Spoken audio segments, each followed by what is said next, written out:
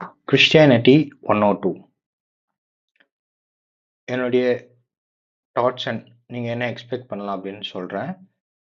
எனக்கு பைபிள் படிக்கும்போது நிறைய கேள்விகள்லாம் இருந்தது. நான் படிச்சதை உங்கள் மத்தியில் பகிர்ந்து கொள்ள விரும்புகிறேன். இந்த பிரசங்கம் உங்கள் வாழ்க்கையை மாற்றாது, கிறிஸ்துவ வாழ்க்கையில் ஒரு படி முன்னேறி செல்ல உதவி செய்யும். எல்லாம் கேட்குறவங்கெல்லாம் ஏதோ பாவிகள் நினச்சி பிரசங்கம் பண்ணல, எல்லாரும் இயேசு எப்படிப்பட்டவரோ என்று அவர் அறிந்து கொள்ளும்படி தெரிந்து கொள்ளும்படி கேட்குறீங்க. உங்களுக்கு நான் பிரசங்கம் பண்ணுறேன். அதனால் என்ன தலைப்பில் தியானிக்க போகிறோம்? கடவுளின் பிரசனத்தை நடைமுறைப்படுத்துதல், the practice of the presence of God என்ற தலைப்பில் நம்ம பார்ப்போம். ஜெபித்து ஆரம்பிப்போம். அன்பின் பரலோக பிதாவே, அருளாக இயேசு கிறிஸ்து நம் திருச்சமனால கண்டு வருகிறோம். அனைவரே நான் ஒன்றுமல்ல, நாளும் இவ்வேரத்தை தியானிக்க போகிறோம். இது எங்கள் வாழ்க்கையை மாற்றுவதாக இருக்கட்டும், ராஜ்யத்தை கட்டுவதாக இருக்கட்டும், கேட்கிற மக்களுடைய வாழ்க்கையை மாற்றுவதாக இருக்கட்டும், வாழ வைப்பதாக இருக்கட்டும், வழி நடத்துவதாக இருக்கட்டும். ராஜா ஆண்டவரே, எனக்கும் கேட்கிறவர்களுக்கும் ஞானத்தை அறிந்து கொள்வதற்கு ஞானத்தையும் தெளிவும் அளிக்கிறாவே தாங்க. பிரகாசமான மனக்கண்களை தாங்க, எங்களுக்கு ஏக சிந்தையை தாங்க, ஒரு மனதை தாங்க. எனக்கும் கேட்கிறவர் கண்களை தயவும் இறக்கும் ஒன்றும் கிடைக்க உதவி செய்யுங்க. அப்படியே செய்யப்போற தயவுக்காக நன்றி செலுத்துகிறோம். யேசுவின் ஜெபிக்கிறோம் நல்ல பிதாவே, ஆமென். கடவுளின் பிரசனத்தை நடைமுறைப்படுத்துதல் என்பதை நம்ம பார்க்கலாம். ஒரு கதையோட ஆரம்பிக்கலாம். ஒரு மனுஷன் சொல்றாரு ஒரு பொண்ணுகிட்ட, எனக்கு பிரியாணினா ரொம்ப பிடிக்கும், அதான் ஹைதராபாடி பிரியாணினா ரொம்ப பிடிக்கும். இதுதான் ஹைதராபாடி பிரியாணியோட புக்கு. நீ இதை படிச்சுட்டு 20 வருஷம் எனக்கு சமைச்சு போடு, எல்லாம் ஓகேனா உனக்கு கல்யாணம் பண்ணிக்கிறேன் அப்படின்னு சொல்றாரு. நம்ம என்ன நினைப்பாடா பாவி, ஒரு பொண்ணை கூப்பிட்டுட்டு 20 வருஷம் சமைச்சு போட்டதுக்கு அப்புறம் கல்யாணம் பண்ணிப்பியா அப்படின்னு நம்ம யோசிக்கிறோம். ஆனா என்னன்னா நம்ம தேவனை பற்றி அப்படிதான் யோசிக்கிறோம். அப்படிலாம் ஒரு மனுஷன் இருக்கிறானா அப்படின்னு நம்ம யோசிப்பானா, நம்ம கடவுளை பற்றி நம்ம மனநிலை அப்படிதான் இருக்கு. கடவுளை பற்றி நம்ம என்ன யோசிக்கிறோம்? கடவுள் ஒரு பெரிய செக்லிஸ்ட் போட்டு தந்தாரு, எல்லாத்தையும் செக் செக் செக் செக் எல்லாம் டிக் டிக் பண்ணா அப்புறமா கடவுள் நம்மள பரலோகத்துக்கு கூப்பிட்டுப்பாரு அப்படின்னு நம்ம நினைச்சுக்கிறோம். அது பைபிள் சித்தரிக்கிற ஒரு படம் கிடையாது. அது ஆனா இந்த மனநிலை தான் பரவலா எல்லார் மனசுலயும் இருக்கு. இந்த படத்தை முற்றிலுமாக அகற்ற இந்த பிரசங்கம் உதவி செய்யும். பைபிள் இது மாதிரி ஒரு சித்திரத்தை தான், ஒரு படத்தை தான் காமிக்கிறது. இது என்னன்னு நாம பார்க்கலாம். பைபிள் இது மாதிரி ஒரு படத்தையும் காமிக்கிறது. இது என்னன்னு நம்ம இந்த வீடியோல பார்க்கலாம். இந்த வீடியோ முடிவுல என்னுடைய நோக்கம் என்னன்னா, இது மாதிரி ஒரு படம் நம்மளுடைய மனசுல இருந்து அகற்றப்பட வேண்டும். இது மாதிரி படம் என்ன அப்படின்னு எல்லாம் பார்த்து இருப்போம். இதை புரிஞ்சுட்டு இதை மாதிரி நம்ம வாழ இந்த பிரசங்கம் உதவி செய்யும். இதுதான் 2 நோக்கம். இந்த படம் என்னன்னு புரிஞ்சுக்கணும், இந்த படம் என்னன்னு புரிஞ்சுக்கணும், இந்த படத்தை அகற்றணும். இதுதான் நோக்கம். அப்போ நிறைய சமயத்துல என்ன நடக்கிறோம் அப்படின்னா, எல்லாரும் எப்படி யோசிக்கிறோம் அப்படின்னா, எல்லா மதமும் ஒண்ணுதான் சொல்லுது, எல்லா மதமும் ஒண்ணுதான் சொல்லுது, எல்லா மதமும் நல்லா இருக்கணும்னு தான் சொல்லுது, எல்லா கடவுளும் ஒண்ணுதான் சொல்லுது, நம்ம பேரை தான் மாத்தி மாத்தி வச்சுக்கிறோம், அதனால எந்த கடவுளை கும்பிட்டா என்ன, ஏதோ நம்ம மன அமைதிக்காக பைபிள் படிக்கிறோம், மன அமைதிக்காக குரான் படிக்கிறோம், மன அமைதிக்காக பகவத்கீதை நம்ம நம்ம படிக்கிறோம், மன அமைதிக்காக எல்லாம் பண்றோம். நம்ம நாட்டுக்கு இதெல்லாம் பத்தி யோசிச்சுன்னு படிச்சுன்னு இதை பற்றிலாம் பேசின்னு இருக்கணும் அப்படி யோசிக்கிறோம். ஆனா நான் உங்களுக்கு பைபிள் ஏன் ஒரு கிறிஸ்தவன் ஒழுங்கா இருக்கணும், இல்ல பழைய ஏற்பாட்டுல ஒரு யூதன் ஏன் ஒழுங்கா இருக்கணும் அப்படின்னு என்ன சொல்லிட்டு பார்க்கலாம். ஒரு யூதன் கிட்ட கேட்டீங்கன்னா, ஏன் நீ ஒழுங்கா இருக்கணும், ஏன் நீ நல்லவனா இருக்கணும் அப்படின்னு கேட்டீங்கன்னா அவங்க என்ன சொல்லலாம். ஒரு கிறிஸ்தவன் கிட்ட கேட்டீங்கன்னா, நீ ஏன் நல்லவனா இருக்கணும் அப்படின்னு சொன்னா ஒரு கிறிஸ்தவன் என்ன சொல்லணும் என்பதை நம்ம பார்க்க முடியும். எனக்கு தெரிஞ்சவங்க என்கிட்ட கேட்டாங்க, கிறிஸ்தவங்களை காட்டிலும் கிறிஸ்தவங்க அல்லாதவங்க ரொம்ப நல்லவங்களா இருக்கிறாங்க.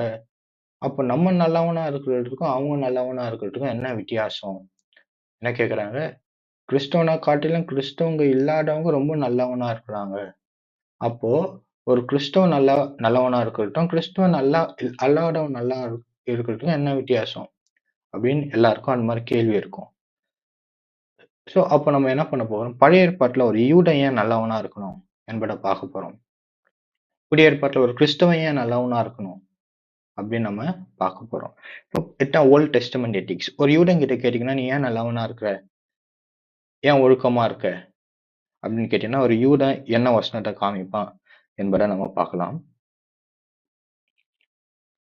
உபாகமம் 10வது அதிகாரத்துல வாசிக்கிறேன். இப்பொழுதும் இஸ்ரவேலே, யூதர்கள் சொல்றோம்ல, இஸ்ரவேலர்கள். இப்பொழுதும் இஸ்ரவேலே, தேவனாகிய கர்த்தருக்கு பயந்து, அவர் வழிகளிலெல்லாம் நடந்து, அவரிடத்தில் அன்பு கூர்ந்து, உன் முழு இதயத்தோடும், உன் முழு ஆத்துமாவோடும், உன் தேவனாகிய கர்த்தரை சேவித்து, நான் இன்று உனக்கு கற்பிக்கிற கர்த்தருடைய கற்பனைகளையும், அவருடைய கட்டளைகளையும் உனக்கு நன்மை உண்டாகும்படிக்கு கைக்கொள்ள வேண்டும் என்பதை அல்லாமல், வேற எதை உன் தேவனாகிய கர்த்தர் உன்னிடத்தில் கேட்கிறார்.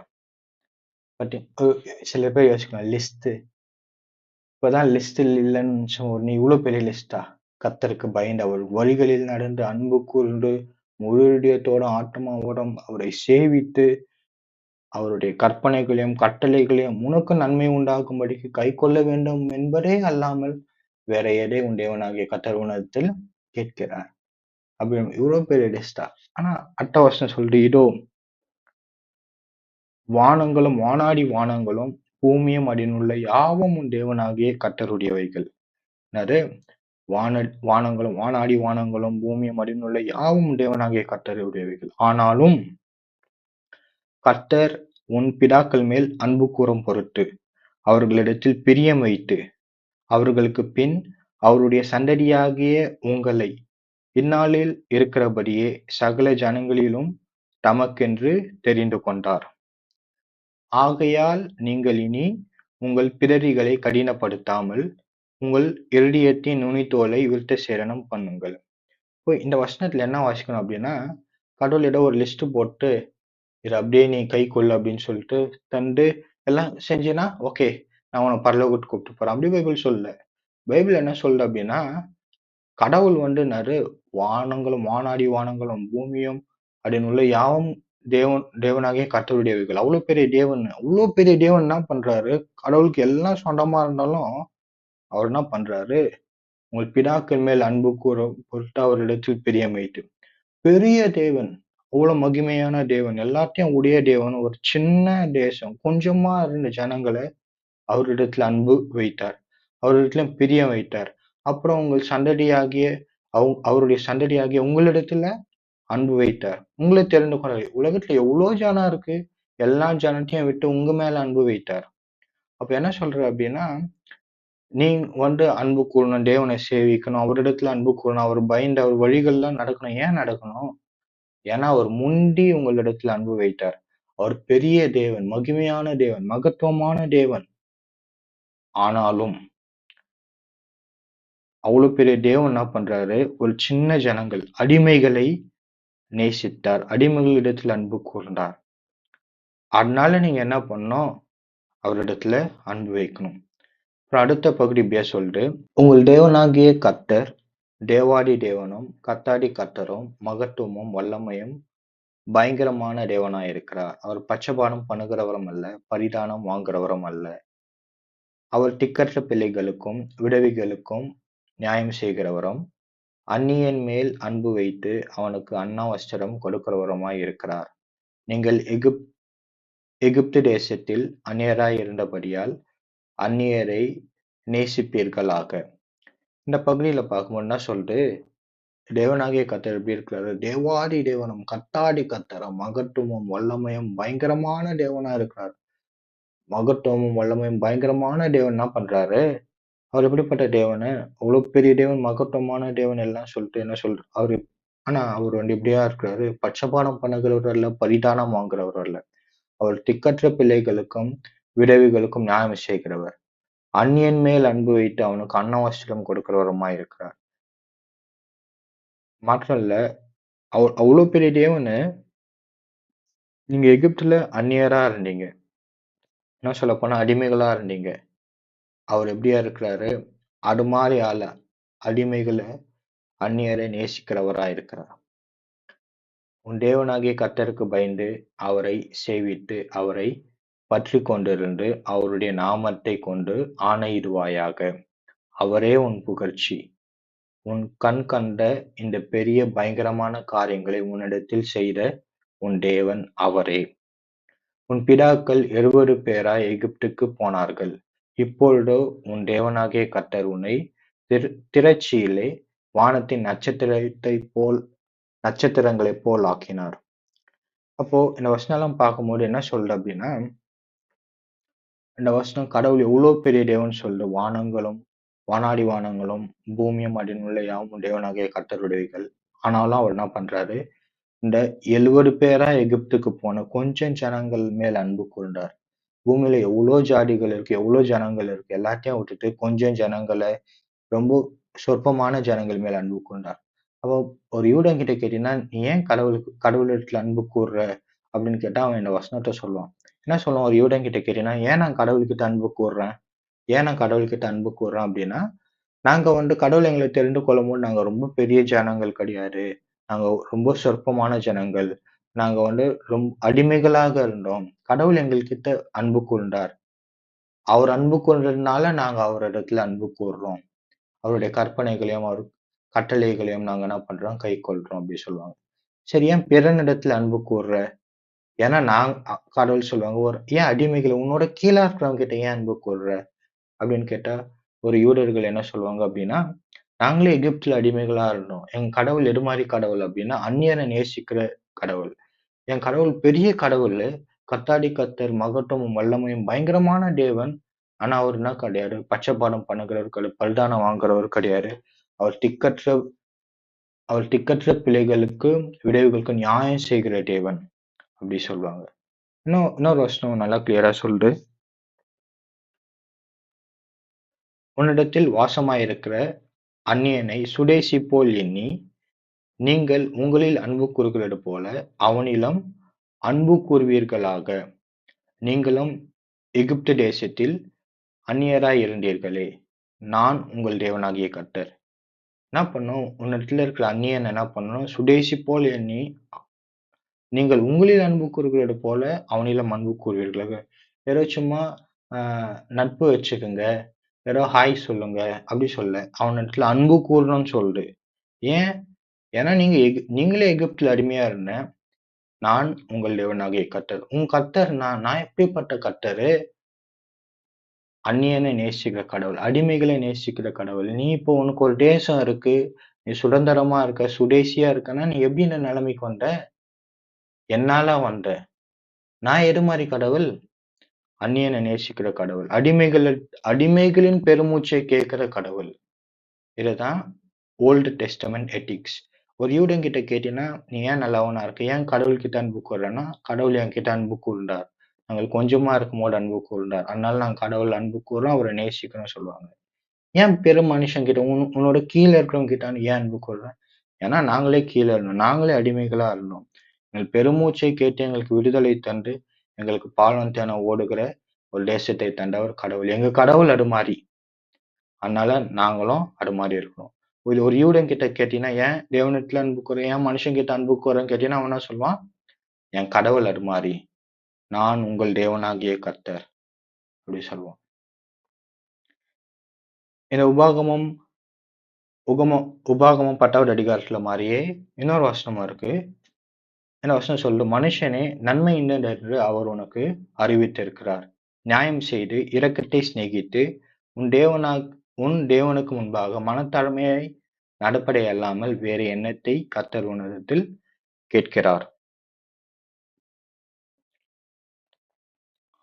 நியாயம் செய்து இரக்கத்தை சிநேகித்து உன் தேவனாகிய கர்த்தருக்கு முன்பாக மனத்தாழ்மையை நடப்பதை அல்லாமல் வேறு எண்ணத்தை கர்த்தர் உன்னிடத்தில் கேட்கிறார். இதுதான் Old Testament ethics. New Testament ethics. ஒரு கிறிஸ்தவன் ஏன் நல்லவனா இருக்கணும்? ஒரு கிறிஸ்தவன் ஏன் தேவனிடத்துல அன்பு கூறணும்? ஒரு கிறிஸ்தவன் ஏன் மனிதரிடத்துல அன்பு கூறணும்? அப்படின்னு சொல்லிட்டு நியூ டெஸ்டமெண்ட் எத்திக்ஸ் என்னன்னு பார்க்கலாம். இது ஏதோ ஒரு லிஸ்ட் மாதிரி இருக்கா? லிஸ்ட் எல்லாம் செஞ்சு இதெல்லாம் கரெக்டா செஞ்சுட்டு கடவுள் பரலோகத்துக்கு கொடுப்பார். அது மாதிரி ஒரு பிக்சர் பைபிள் காமிக்கிறா?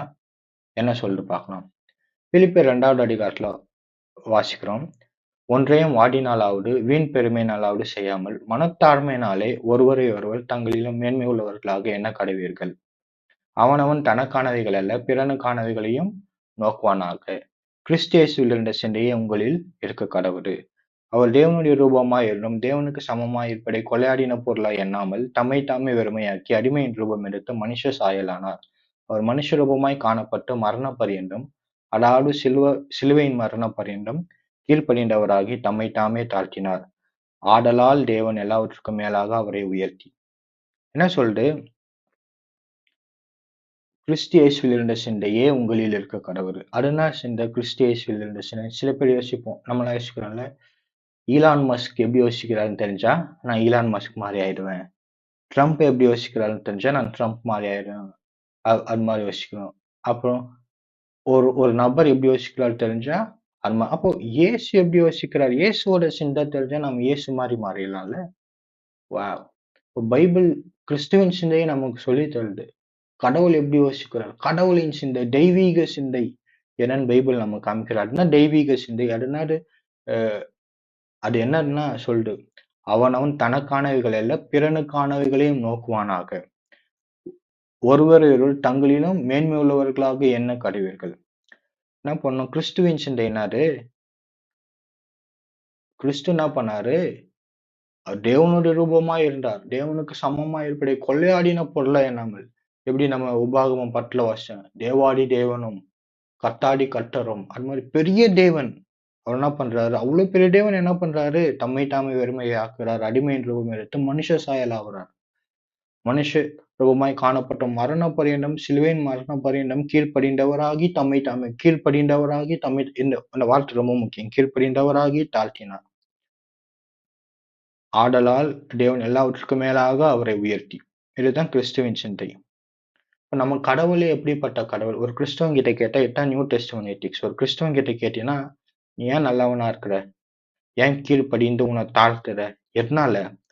ஏன்னா என் கடவுள் அது மாரி. என் கிறிஸ்து அது மாரி. கிறிஸ்துவின் சிந்தை எனக்குள்ள இருக்கிறது. கிறிஸ்துவின் சிந்தை என்னது? பிறரை தன்னிலும் மேன்மையாக எண்ணுகிற சிந்தை. ஏன் அப்படி சொல்ற? ஏன்னா கிறிஸ்து அப்படிதான் பண்ணாரு. நான் யாருன்னு எனக்கு தெரியும். பாவியா இருக்கையில் தேவன் அன்பு கூர்ந்தார். அதனால கடவுள் என்ன சொல்ல, என் தேவனுடைய லைஃப்பையும் என்னுடைய லைஃப்பையும் கம்பேர் பண்ணும்போது என் லைஃப் ரொம்ப பெருசு. என் வெயிட் என்ன? என் ஹைட் என்ன? என் தகுதி என்ன? அப்படிலாம் கடவுள் யோசிக்கல. அவர் என்ன பண்ணாரு? என்னை மேன்மை உள்ளவனாக எண்ணினார். அவர் தனக்கானவைகளை யோசிக்கல. அவர் மனுஷனுக்கானவைகளை யோசிச்சார். பிறனுக்கானவைகளை யோசிச்சார். அதுதான் கிறிஸ்துவின் சிந்தை. தனக்கானதை பற்றி யோசிக்கிறது கிடையாது. பிறனுக்கானவைகளை யோசித்து அதற்காக செயல்படுவது. இதுதான் கிறிஸ்துவின் சிந்தை. குடியேற்பாடு இதை இன்னும் என்ன பண்து? அந்த காலத்து வாழ்ந்த மக்களுக்கு அவங்க பாஷையில அவங்களுடைய கலாச்சாரத்துக்கு ஏத்த மாரி சொல்லுது. அவங்க வாழ்ந்தவங்க வந்து ஆனர் அண்ட் ஷேம் கல்ச்சர் சொல்லுவாங்க. கௌரவம், அவமானம் அப்படின்னு நான் தமிழ்ல அது மொழிபெயர்த்து இருக்குது. அது என்னன்னா ஆனர் அண்ட் ஷேம் கல்ச்சர். இப்ப நம்மலாம் ஒரு சின்ன உதாரணம் சொல்லப்போனா, நம்ம நம்ம உறவினருக்குலாம் கல்யாணத்துலாம் பார்த்துருப்போம்ல. அப்ப என்ன நடக்கும் அப்படின்னா, நான் சில பேர் கல்யாணத்துலலாம் பார்த்துருக்கிறேன். எனக்கு ரொம்ப நெருங்கிய உறவினர். அவங்க கல்யாணத்துலலாம் என்ன என்ன பண்ணுவாங்க அப்படின்னா, யார் யாரெல்லாம் என்ன செஞ்சாங்களோ எல்லாத்தையும் எழுதி வச்சுப்பாங்க. ஏன் அப்படின்னா, அவங்க செஞ்சுட்டாங்க, நம்மளும் செஞ்சிடணும் அப்படின்னு சொல்லிட்டு அவங்க செஞ்சிருவாங்க. அது மாரி இருப்பாங்க. ஸோ அதுதான் வந்து அது ஒரு வகையான ஒரு கௌரவம் அது மாரில. அப்போ பைபிள் அந்த நம்ம 2000 வருஷத்துக்கு முன்பாக நம்ம இப்ப நம்ம தமிழ்நாடு, இந்தியாலாம் கொஞ்சம் பழமையான கல்ச்சர் இருக்கும்.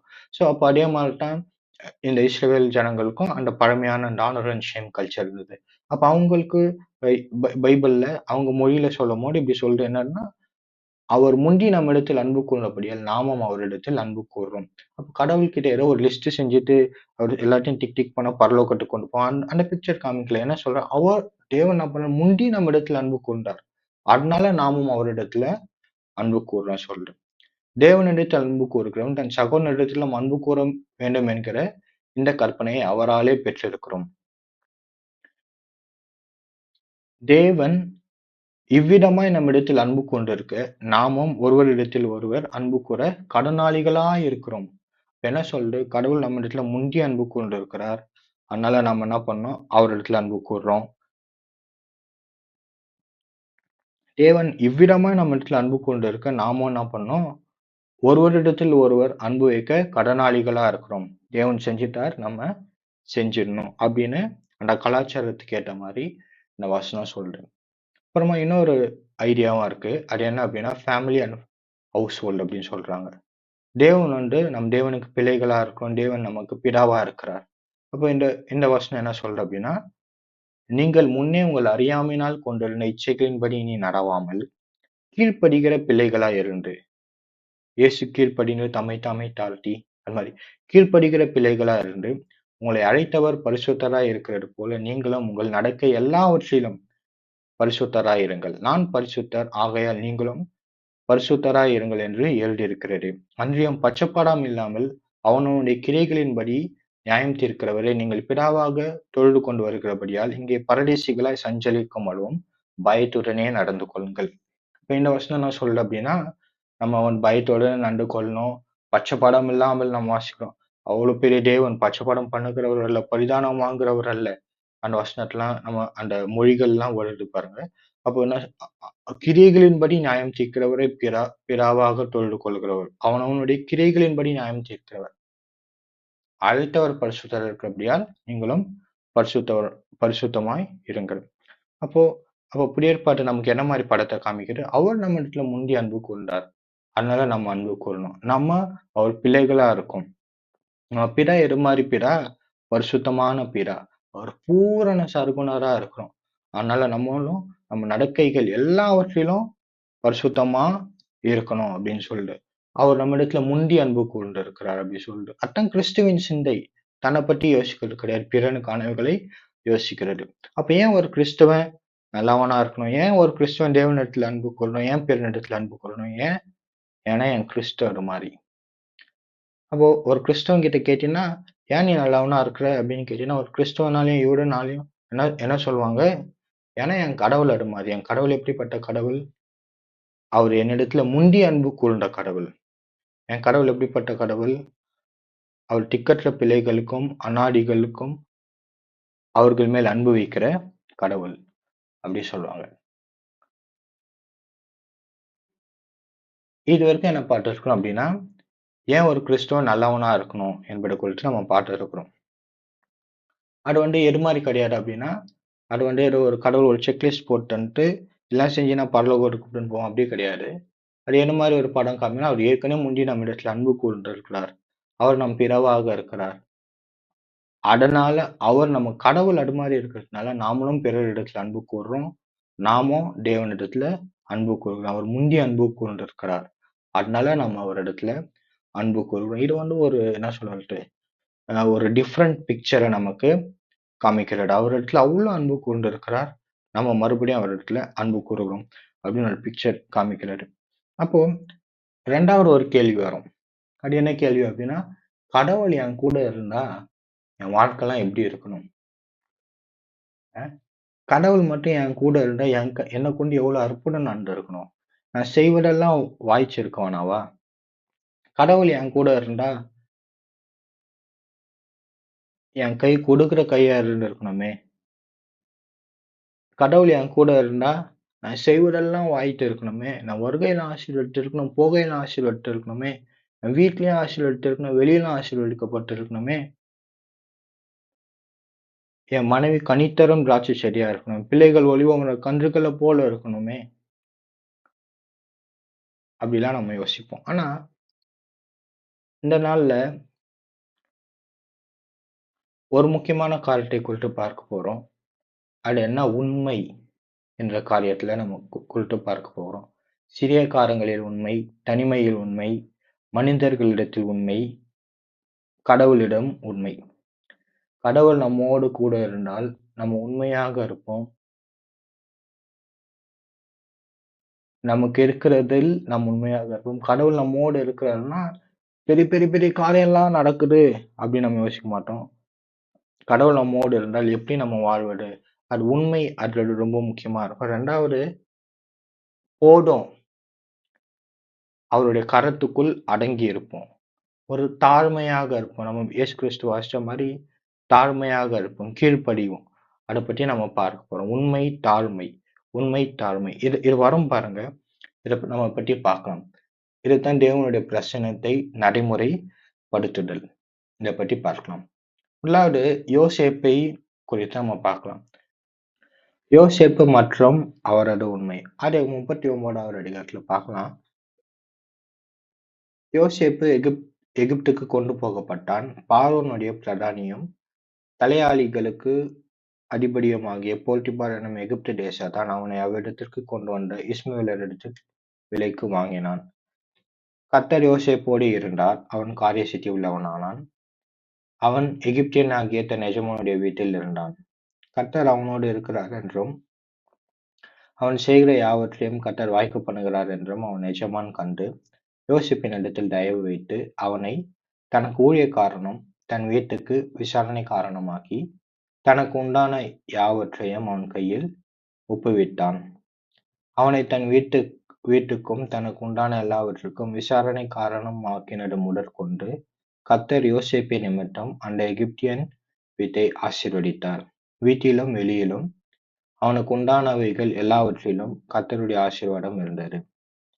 ஆகையால் அவன் தனக்கு உண்டானதையெல்லாம் யோசேப்பின் கையிலே ஒப்பு கொடுத்துவிட்டு தான் புசிக்கிற போஜனம் தவிர தன்னிடத்தில் இருந்த மற்றொன்றை குறித்தும் விசாரியாதிருந்தான்.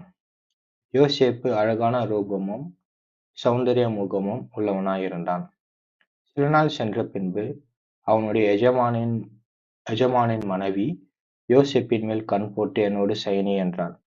அவனோ தன் எஜமானுடைய மனைவியின் சொல்லுக்கு இணங்காமல் அவளை நோக்கி, இதோ வீட்டிலே என்னிடத்தில் இருக்கிறவைகளில் யாரொன்றை குறித்தும் என் ஆண்டவன் விசாரியாமல் தமக்கு உண்டான எல்லாவற்றையும் என் கையிலே ஒப்பிட்டிருக்கிறார்.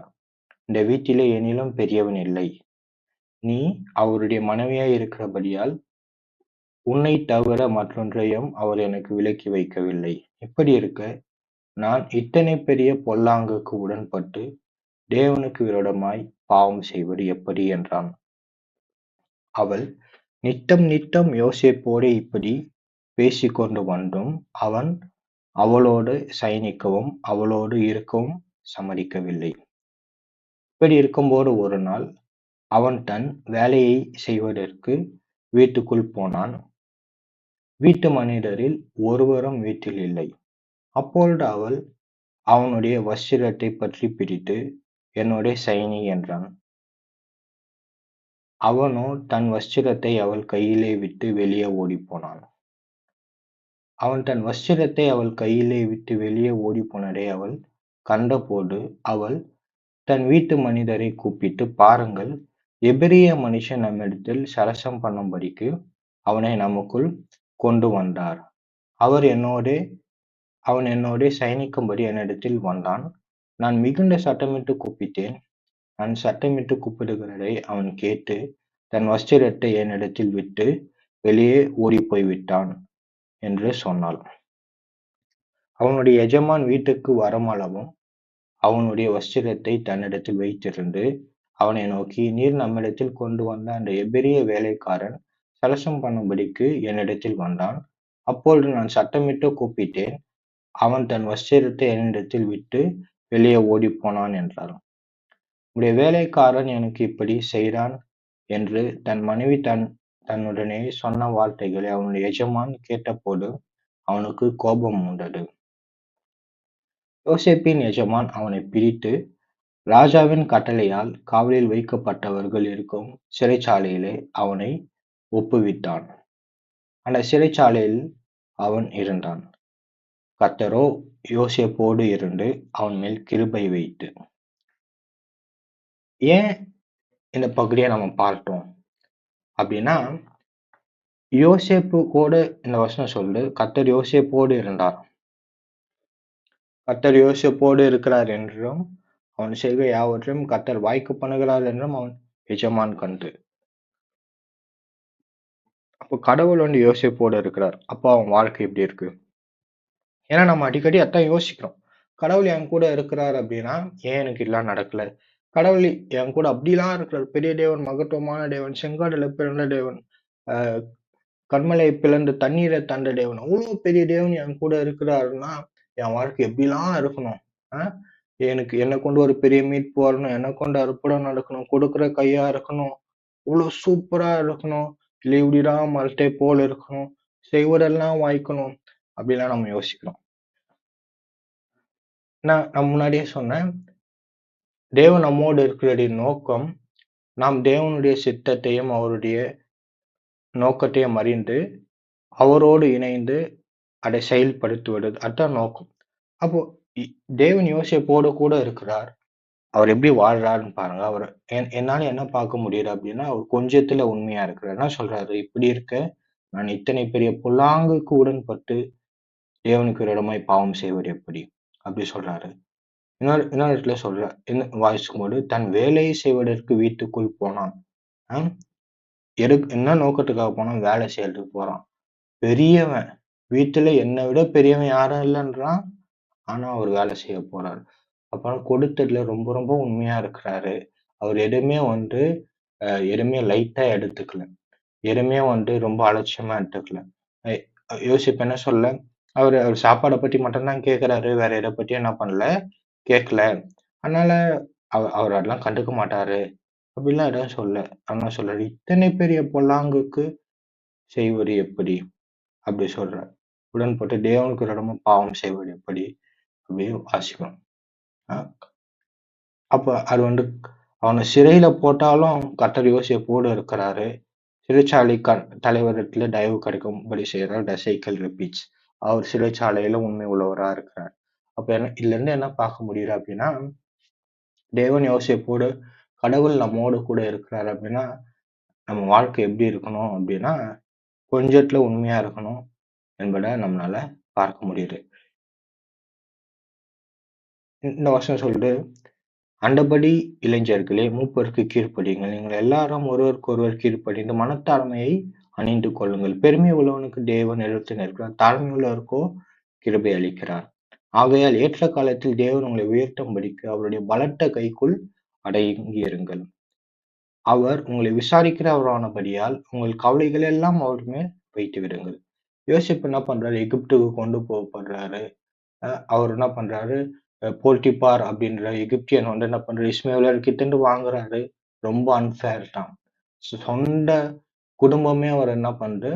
அடிம் அவ் அவர அ வெறுக்குது. அது மாரிலாம் இருக்கு. யோசிச்சு பாருங்க. சொந்த குடும்பமே வெறுக்குது அப்படின்னா, உயிர் வாழறதுக்கு எனக்கு தெரிஞ்சு வேற ரீசனே இருக்காது. நீங்க யார நேசிக்கிறீங்களோ, யாருக்காக வாழணும்னு நினைக்கிறீங்களோ, அவங்களே உங்கள வெறுக்குறாங்கன்னா, உயிர் வாழறதுக்கு வேற அர்த்தமே இருக்காதுல்ல.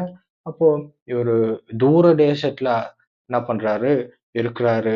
அங்கேயும் உண்மையா இருக்கிறாரு. நம்மளால பார்க்க முடியுது. அப்போ இதுதான் ரொம்ப முக்கியம். அவர் என்ன பண்றாரு? கடவுள் அவங்க கூட இருக்கிறத அவரு உணர்றாரு. அவர் என்ன சொல்ல, "ஏன் எனக்கு ஏன் இப்படி ஆச்சு? அ என்னால அப்படி யோசிக்கல." இவரோட மனநிலையே வேற மாரி இருக்கு. என்ன அப்படின்னா, என்ன யோசிக்கல, கடவுள் என் கூட இருக்கிறாருன்னா, ஏன் இப்படிலாம் நடந்தது? அப்படின்னு அவங்க யோசிக்கல. இவங்களுடைய மனநிலை எப்படி இருக்கு அப்படின்னா, அவர் ஒண்ணும் அவர் தாழ்மை உள்ளவருக்கு கிருபை அளிக்கிறார். ஏற்ற காலத்தில் உயர்த்தும்படி அவருடைய பலத்த கைக்குள் அடங்கி இருக்கிறார். அவர் கீழ்ப்படிந்து இருக்கிறார். ஒருவருக்கொருவர் கீழ்ப்படிந்து இருக்கிறார். அப்ப நான் என்ன யோசிக்கிறேன் அப்படின்னா, இந்த இன்னொரு வசனம் இப்படி சொல்லுது, அ நிதானமாய் நடக்கிறவன் கர்த்தருக்கு பயப்படுகிறான். தன் வழியில் மானவனோ அவரை அலட்சியம் பண்ணுகிறான். அப்போ நான் என்ன நினைக்கிறேன் அப்படின்னா, கடவுள் என்னோடு இருக்கிறார் அப்படின்னு யோசேப்பு உணர்ந்து இருக்கிறாரு. அவருக்கு என்ன பண்றாரு, நான் வந்து தாழ்மையா இருக்கிறேன். எனக்கு இந்த இவ்ளோ அநியாயம்லாம் நடந்தது. ஓகே. இப்படிலாம் நடந்தது. ஆனாலும் கடவுள் என் கூட தான் இருக்கிறாரு.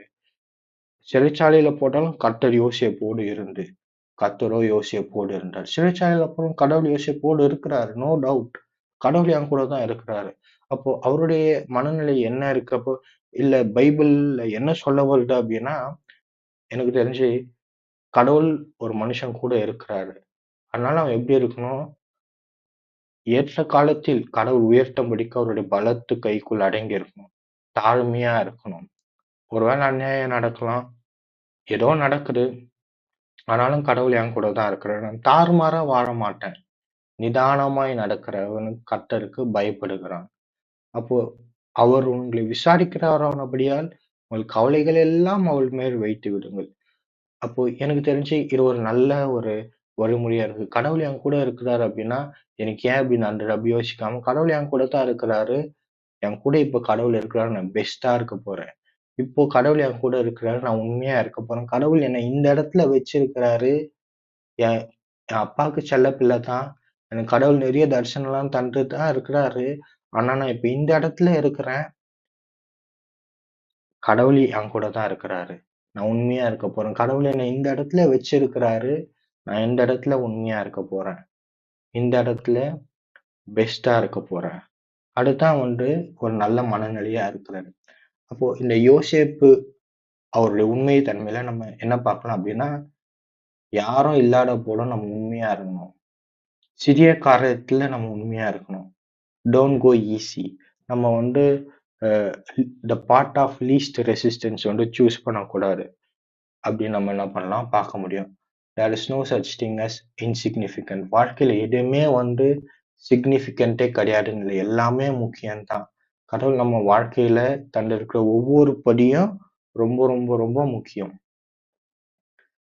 உங்களிடத்தில் உள்ளதை வைத்து முழுமையாக திருப்தி அடைதல் ரொம்ப முக்கியம். நம் கிறிஸ்துவ வாழ்க்கையில நம்ம என்ன நினைக்கிறோம், இது இந்த இந்த இது ரொம்ப முக்கியம். நம்மகிட்ட தண்டு இருக்கிறதுல ரொம்ப திருப்தி அடைஞ்சிடணும். யோசேப்புக்கு அவர் என்ன பண்றாரு, போத்திபார் வீட்ல இருக்கிறாரு. அந்த இடத்துல அவர் திருப்தியா இருக்கிறாரு. தன் வேலைய என்ன பண்றாரு, திருப்தியா என்ன பண்றாரு, செய்றாரு. ரொம்ப உண்மையா இருக்கிறாரு. கடவுள் அவங்க கூட இருக்கிறாரு. ஆனா அவர் என்ன பண்றாரு, ரொம்ப திருப்தியா கடவுள் என்னை இங்க தான் வச்சிருக்கிறாரு. இப்ப என் கூட தான் இருக்கிறாரு. இப்ப நான் என்ன பண்ணணும், என்னுடைய பெஸ்ட்ட நான் என்ன பண்ணணும், தரணும் அப்படின்னு வாழ்றத நம்ம பார்க்க முடியும். நிதானமாய் நடக்கிறவன் கர்த்தருக்கு பயப்படுகிறான். வழிகளில் தாறுமாறானவனோ அவரை அலட்சியம் பண்ணுகிறான். அப்போ எனக்கு என்ன தெரியுது அப்படின்னா, if you know God is with you, you won't have some day man mentality.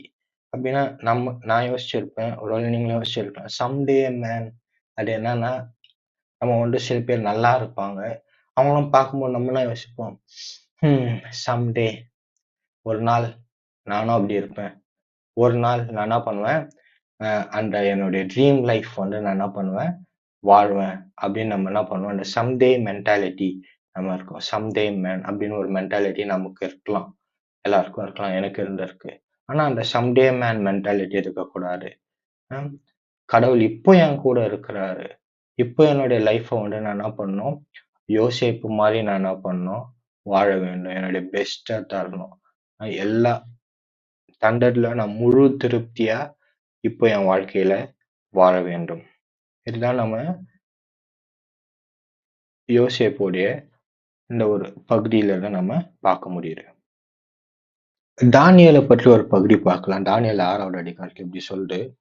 ராஜ்யம் முழுவதையும் ஆளும்படிக்கு தன் ராஜ்யத்தின் மேல் 120 தேசாதிபதிகளையும் ராஜாவுக்கு நஷ்டம் வராதபடிக்கு அந்த தேசாதிபதிகள் கணக்கு ஒப்புவிக்கிறதற்காக அவர்களுக்கு மேலாக 3 பிரதானிகளையும் ஏற்படுத்துவது தரியவுக்கு நலம் என்று கண்டது. இவர்களில் தானியேல் ஒருவனாயிருந்தான். இப்படி இருக்கையில் தானியேல் பிரதானிகளுக்கும் தேசாதிபதிகளுக்கும் மேற்பட்டவனாயிருந்தான். தானியேலுக்குள் விசேஷித்த ஆவி இருந்தமையால் அவனை ராஜ்யம் முழுமைக்கும் அதிகாரியாக ஏற்படுத்த ராஜா நினைத்தான். அப்பொழுது பிரதானிகளும் தேசாதிபதிகளும் ராஜ்யத்தின் விசாரிப்பிலே தானியேலை குற்றப்படுத்தும்படிக்கு முகாந்தரம் தேடினார்கள்.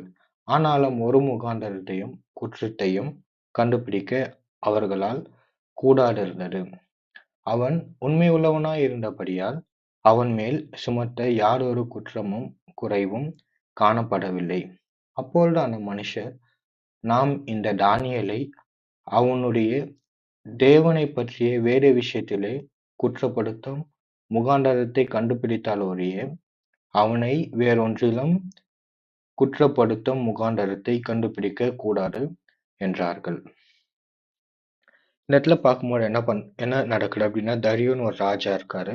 அந்த ராஜா என்ன பண்றாரு, ராஜ்யம் முழுவதையும் ஆளும்படிக்கு என்ன பண்றாரு, 120 தேசாதிபதிகள். இந்த தேசாதிபதிகள் கணக்கு ஒப்புவிக்கிறதற்கு 3 அவர்களுக்கு மேலான பிரதானிகளை ஏற்படுத்த அவரு யோசிக்கிறாரு. அது மாதிரி செய்றாரு. அந்த 3 பிரதானிகள்ல தானியேல் ஒருத்தனா இருந்தான். தானியேலுக்கு என்ன பண்றாரு, எல்லாருக்கும் பிரதானிகளுக்கும், தேசாதிபதிகளுக்கும் மேலா இருந்தாங்க. மேல்பட்டவனா இருந்தாங்க. எ அவ் ஏன்னா, அவருக்குள்ள ஒரு விசேஷித்த ஆவி இருந்தது. அப்போ விசேஷித்த ஆவி இருக்கு. நம்மளும் யோசிக்கிறோம், கடவுள் என் கூட இருந்தா, நான் இப்படிலாம் இருக்கணும், இப்படி இல்லையே. அவர் எப்படி இருக்கிறாரு பாருங்க. தானியேல் எப்படி இருக்கிறாரு? விசேஷித்த ஆவி இருக்கு. என்ன சொல்றது பாரு. ஆனாலும் ஒரு முகாந்தரத்தையும் குற்றத்தையும் கண்டுபிடிக்க அவர்களால் கூடாதிருந்தது. அவன் உண்மை உள்ளவனாய் இருந்தபடியால், அவன் மேல் சுமத்த யாதொரு குற்றமும் குறைவும் காணப்படவில்லை. யோசிச்சு பாருங்க. அப்போ இல்ல நம்ம நம்ம வாழ்க்கைய எடுத்துக்கும் பொழுது, அ நம்ம வாழ்க்கையில நம்ம சொல்ல முடியுமா? மற்றவங்க என்ன சொல்லணும்? நம்ம கிறிஸ்தவர்களா இருக்கிறோம்னா, இனிமேல் நம்ம எப்படி சொல்லலாம் அப்படின்னா, இவங்க இருக்காங்க அப்படின்னா, அவங்க எல்லாத்துலயும் உண்மையா இருப்பாங்க. எவ்வளோ தேடினாலும் ஒரு முகாந்திரத்தையும், குற்றத்தையும் கண்டுபிடிக்க அவர்களால் கூடவே கூடாது. இது மாரி நம்ம வாழ்க்கை மாறணும். இப்ப நம்ம அப்ளிகேஷன் பண்ணோம் சொல்றாங்கல்ல, தானியேல் ஒரு சாதாரண ஆள் கிடையாது. அதுக்கு முன்பாக இவர் பாபிலோன்ல அடிமையா இருக்காங்கல்ல. அப்போ நம்ம என்ன நினைக்கிறோம், தானியேலோட தேவன் இருந்தார். ஓகே. என்ன நிலைமையில இருந்தாரு யோசிச்சு பாருங்க. இவங்கள என்ன பண்றாங்க, பாபிலோனியர்கள் என்ன பண்ணாங்க அப்படின்னா, அவங்க என்ன பண்றாங்க, ஒரு தேசத்த கைப்பற்றி, அங்க இருக்கிற பெஸ்ட்டான பீப்பிள், ராயல்டி சொல்லுவாங்கல்ல, ராயல் பீப்பிள தன்னுடைய கவர்ன்மென்ட்க்கு வேலை செய்ய எடுத்துப்பாங்க. இப்போ தானியேல் ஒரு ராயல்டி. ஸோ அவர் என்ன பண்றாங்க, அ அவங்க கவர்ன்மென்ட்க்கு பாபிலோன் கவர்ன்மென்ட்க்கு வேலை செய்ய எடுத்துக்கிறாங்க. அதனால தானியேல் என்ன கிடையாதுன்னா, ரொம்ப ஒரு சாதாரண ஆள் கிடையாது. நம்ம பைபிள் படிக்கும்போது, நம்ம என்ன பண்ணக்கூடாது, ஒரு குற்றத்தையும் குறைவும் கண்டுபிடிக்கலாம். அப்ப நம்ம கடவுள் அப்ப நம்ம இப்படி இருக்கிறோமே அப்படின்னு நம்ம நம்ம நம்மளையே ஒரு இது பண்ணக்கூடாது. இப்போ எனக்கு தெரிஞ்ச ஒரு பெரிய கம்பெனியோட பிரின்சிபல் என்னன்னா, higher and develop the best. இப்ப அவங்க என்ன பண்ணுவாங்க, எல்லா கம்பெனி எது மாதிரி பீப்பிள் ஹையர் பண்ணுவாங்க, பெஸ்ட்டான பீப்பிள் ஹையர் பண்ணி அவங்கள டெவலப் பண்ணுவாங்க. இப்ப நிறைய காலேஜஸ்லாம் நம்ம தமிழ்நாட்டுல கூட எடுத்துக்கும்போது என்ன பண்றாங்க, நல்ல காலேஜ் பிளேஸ்மெண்ட் தரோம் எல்லாம் சொல்றாங்க. எது மாதிரி பீப்பிள் அவங்க என்ன பண்ணுவாங்க, ரெக்ரூட் பண்ணுவாங்க, சீட்டு தருவாங்க. 12ல நல்ல மார்க் எடுத்தவங்களுக்கு தான் சீட் தரும். அப்படிதான் உலகம் வேலை செய்யுது. உலகம் என்ன பண்ணுது, பெஸ்ட்டான பீப்பிள ஹையர் பண்ணி அவங்கள டெவலப் பண்ணுது. நல்லது. ரொம்ப எஃபிஷியன்ட்டான வே. இப்ப எதுக்கு நான் சொல்றேன் அப்படின்னா, பூமி இப்படித்தான் வேலை செய்யுது. அப்போ நம்ம என்ன பண்ணணும், நம்ம குடும்பம் பார்க்கணும். நம்ம அப்பா, அம்மா எப்படி இருக்காங்க பார்க்கிறோம். அப்ப தானியேல் ஒரு ராயல்டி. ஸோ அதனால அவர் என்ன பண்ணுவாரு, அவரு ரொம்ப நல்லா இருப்பாரு. இதுக்கு முன்னாடி பார்த்தோம் யோசேப்பு. யோசேப்பும் என்ன பண்றாரு, ரொம்ப உத்தமனா இருக்கிறாரு. அவர் உண்மையா இருந்தாருலாம் பார்க்க முடியும். ஆனா அவங்க அவங்க அப்பா பேர்லாம் யோசிச்சு பாருங்க. ஆபிரகாம் எப்படி இருந்தாரு யோசிச்சு பாருங்க. ஈசாக்கு எப்படி இருந்தாரு யோசிச்சு பாருங்க. யாக்கோப் எப்படி இருந்தாரு யோசிச்சு பாருங்க. யாக்கோப் கர்த்தர் வராரு. அப்ப என்ன சொல்ல வரோம் அப்படின்னா, நம்ம ஆபிரகாம் பத்தி தெரியும். நமக்கு அவருடைய பிள்ளைங்கள் பற்றிலாம் தெரியும். என்ன சொல்ல வரேன், நம்ம கிறிஸ்தவர்களா இருக்கிறோம்னா, நம்ம நம்ம தமிழ்நாட்டுல இருக்கிறோம், சென்னையில இருக்கிறோம் அப்படின்னா, நம்ம நம்ம ஃபர்ஸ்ட் ஜெனரேஷன் கிறிஸ்தவங்களா இருப்போம். நம்ம குடும்பத்திலேயே சில சமயத்துல என்ன சொல்றாங்க, இந்தியால 2.5% தான் கிறிஸ்டியன் சொல்றாங்க. இப்ப நம்ம சென்னையில இருக்கோம், இங்க ஒரு 5% கிறிஸ்டியன் இருக்கோம் அப்படின்னா, 100ல 5 பேர் தான் கிறிஸ்தவங்களா இருக்கிறோம். சில சமயத்துல நிறைய டினாமினேஷன்ஸ் இருக்கு, நிறைய டிவிஷன்ஸ்லாம் இருக்கு. ஸோ நிறைய விஷயம் இருக்கு. சில சமயத்துல நம்ம நம்ம குடும்பத்திலேயே நம்ம தான் ரட்சிக்கப்பட்டிருப்போம். அது மாதிரிலாம் இருக்கு. அதனால பரிசுத்தமா வாழ்வது, குற்றம் இல்லாமல் இருப்பதெல்லாம் என்ன கிடையாதுன்னா, அது ரொம்ப ஈஸியான விஷயம் கிடையாது.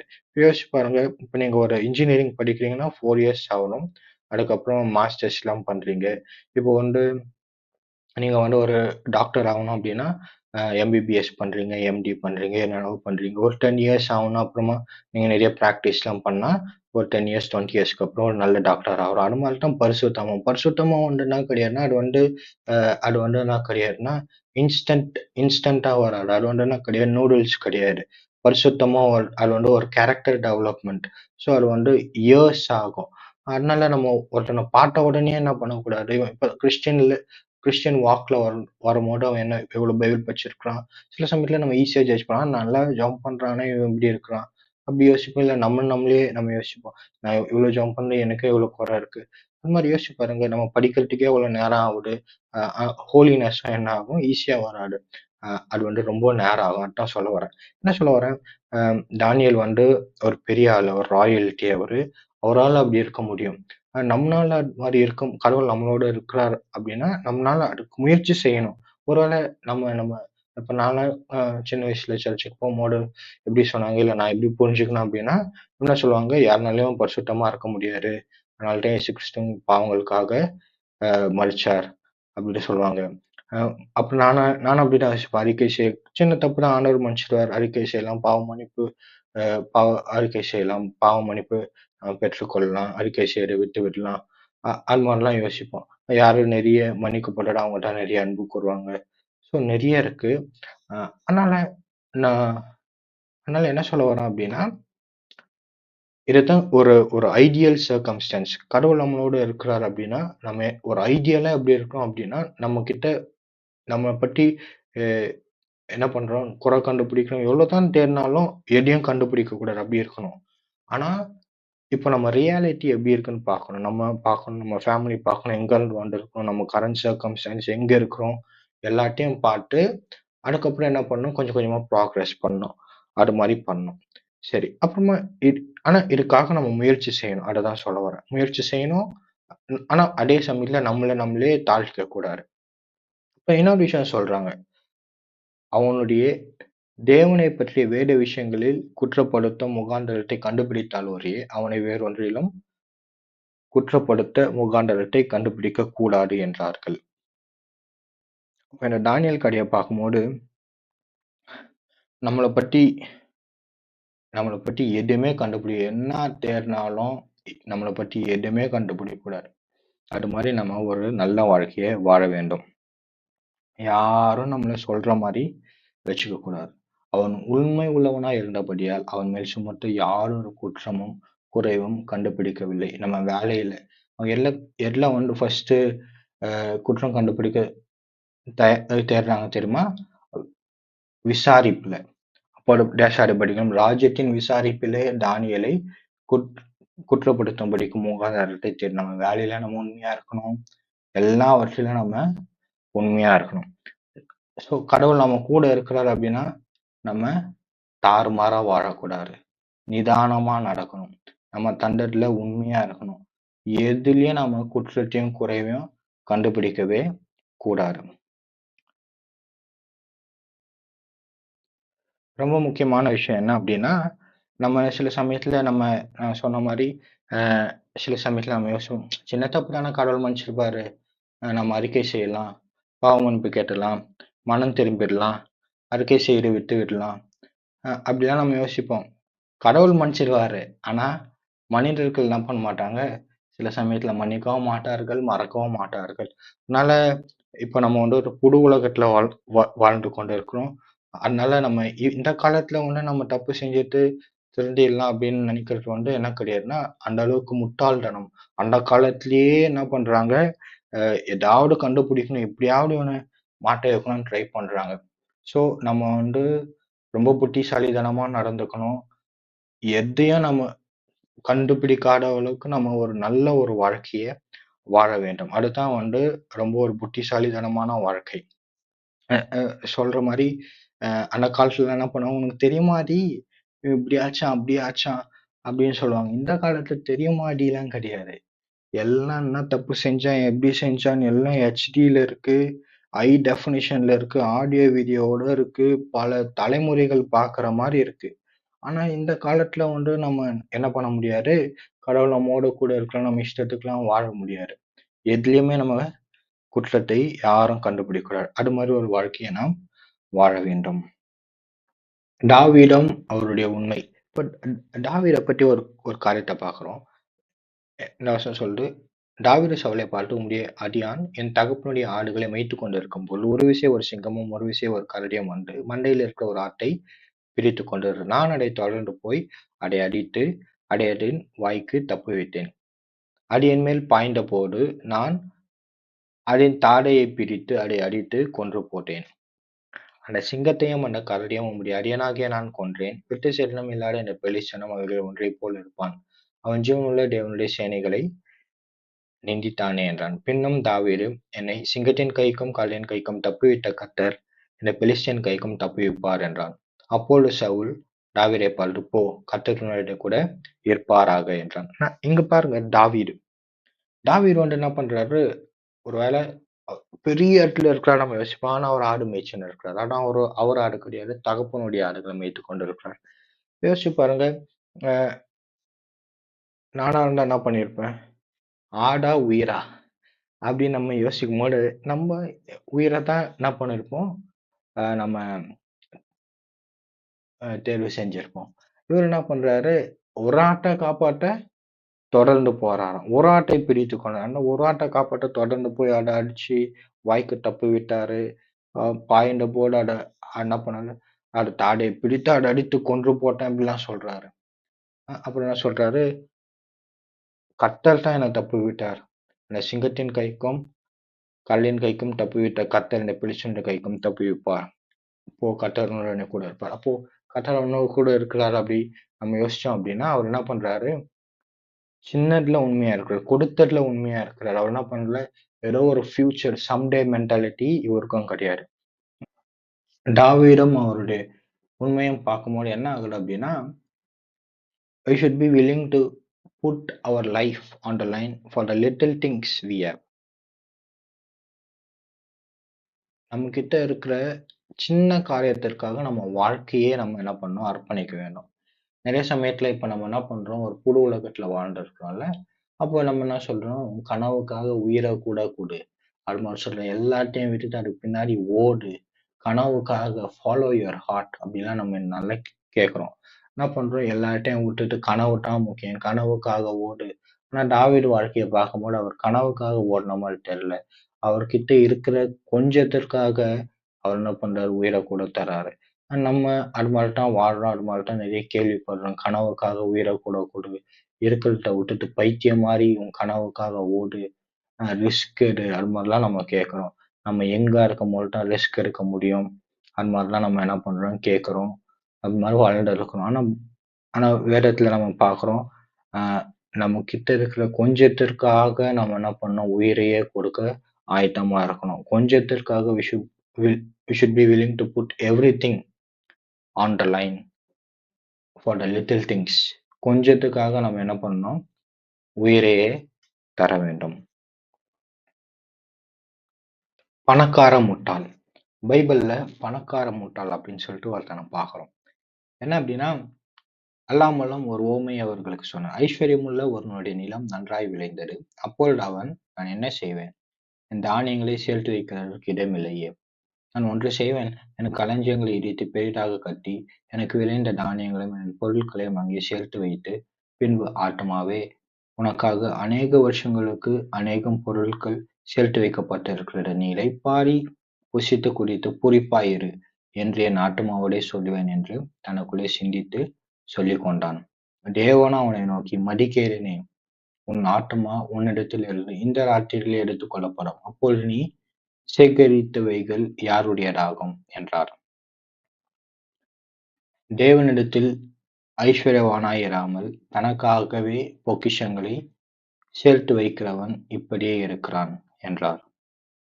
இப்போ இந்த இடத்துல என்ன என்ன பார்க்கிறோம் அப்படின்னா, பணக்கார முட்டாள். இவருக்கு என்ன பண்றது, நிறைய விளைச்சல் கிடைக்குது. அப்ப என்ன சொல்றாரு, ஆத்துமாக்காக நிறைய சேர்த்து வைக்கிறாரு. உனக்காக அநேக வருஷம் காலம் சேர்த்து வைக்கப்பட்டிருக்கிறது. நீ நாடு பூரிப்பாரு. அப்போ கடவுள் சொல்றாரு, மதிக்கிறேனே.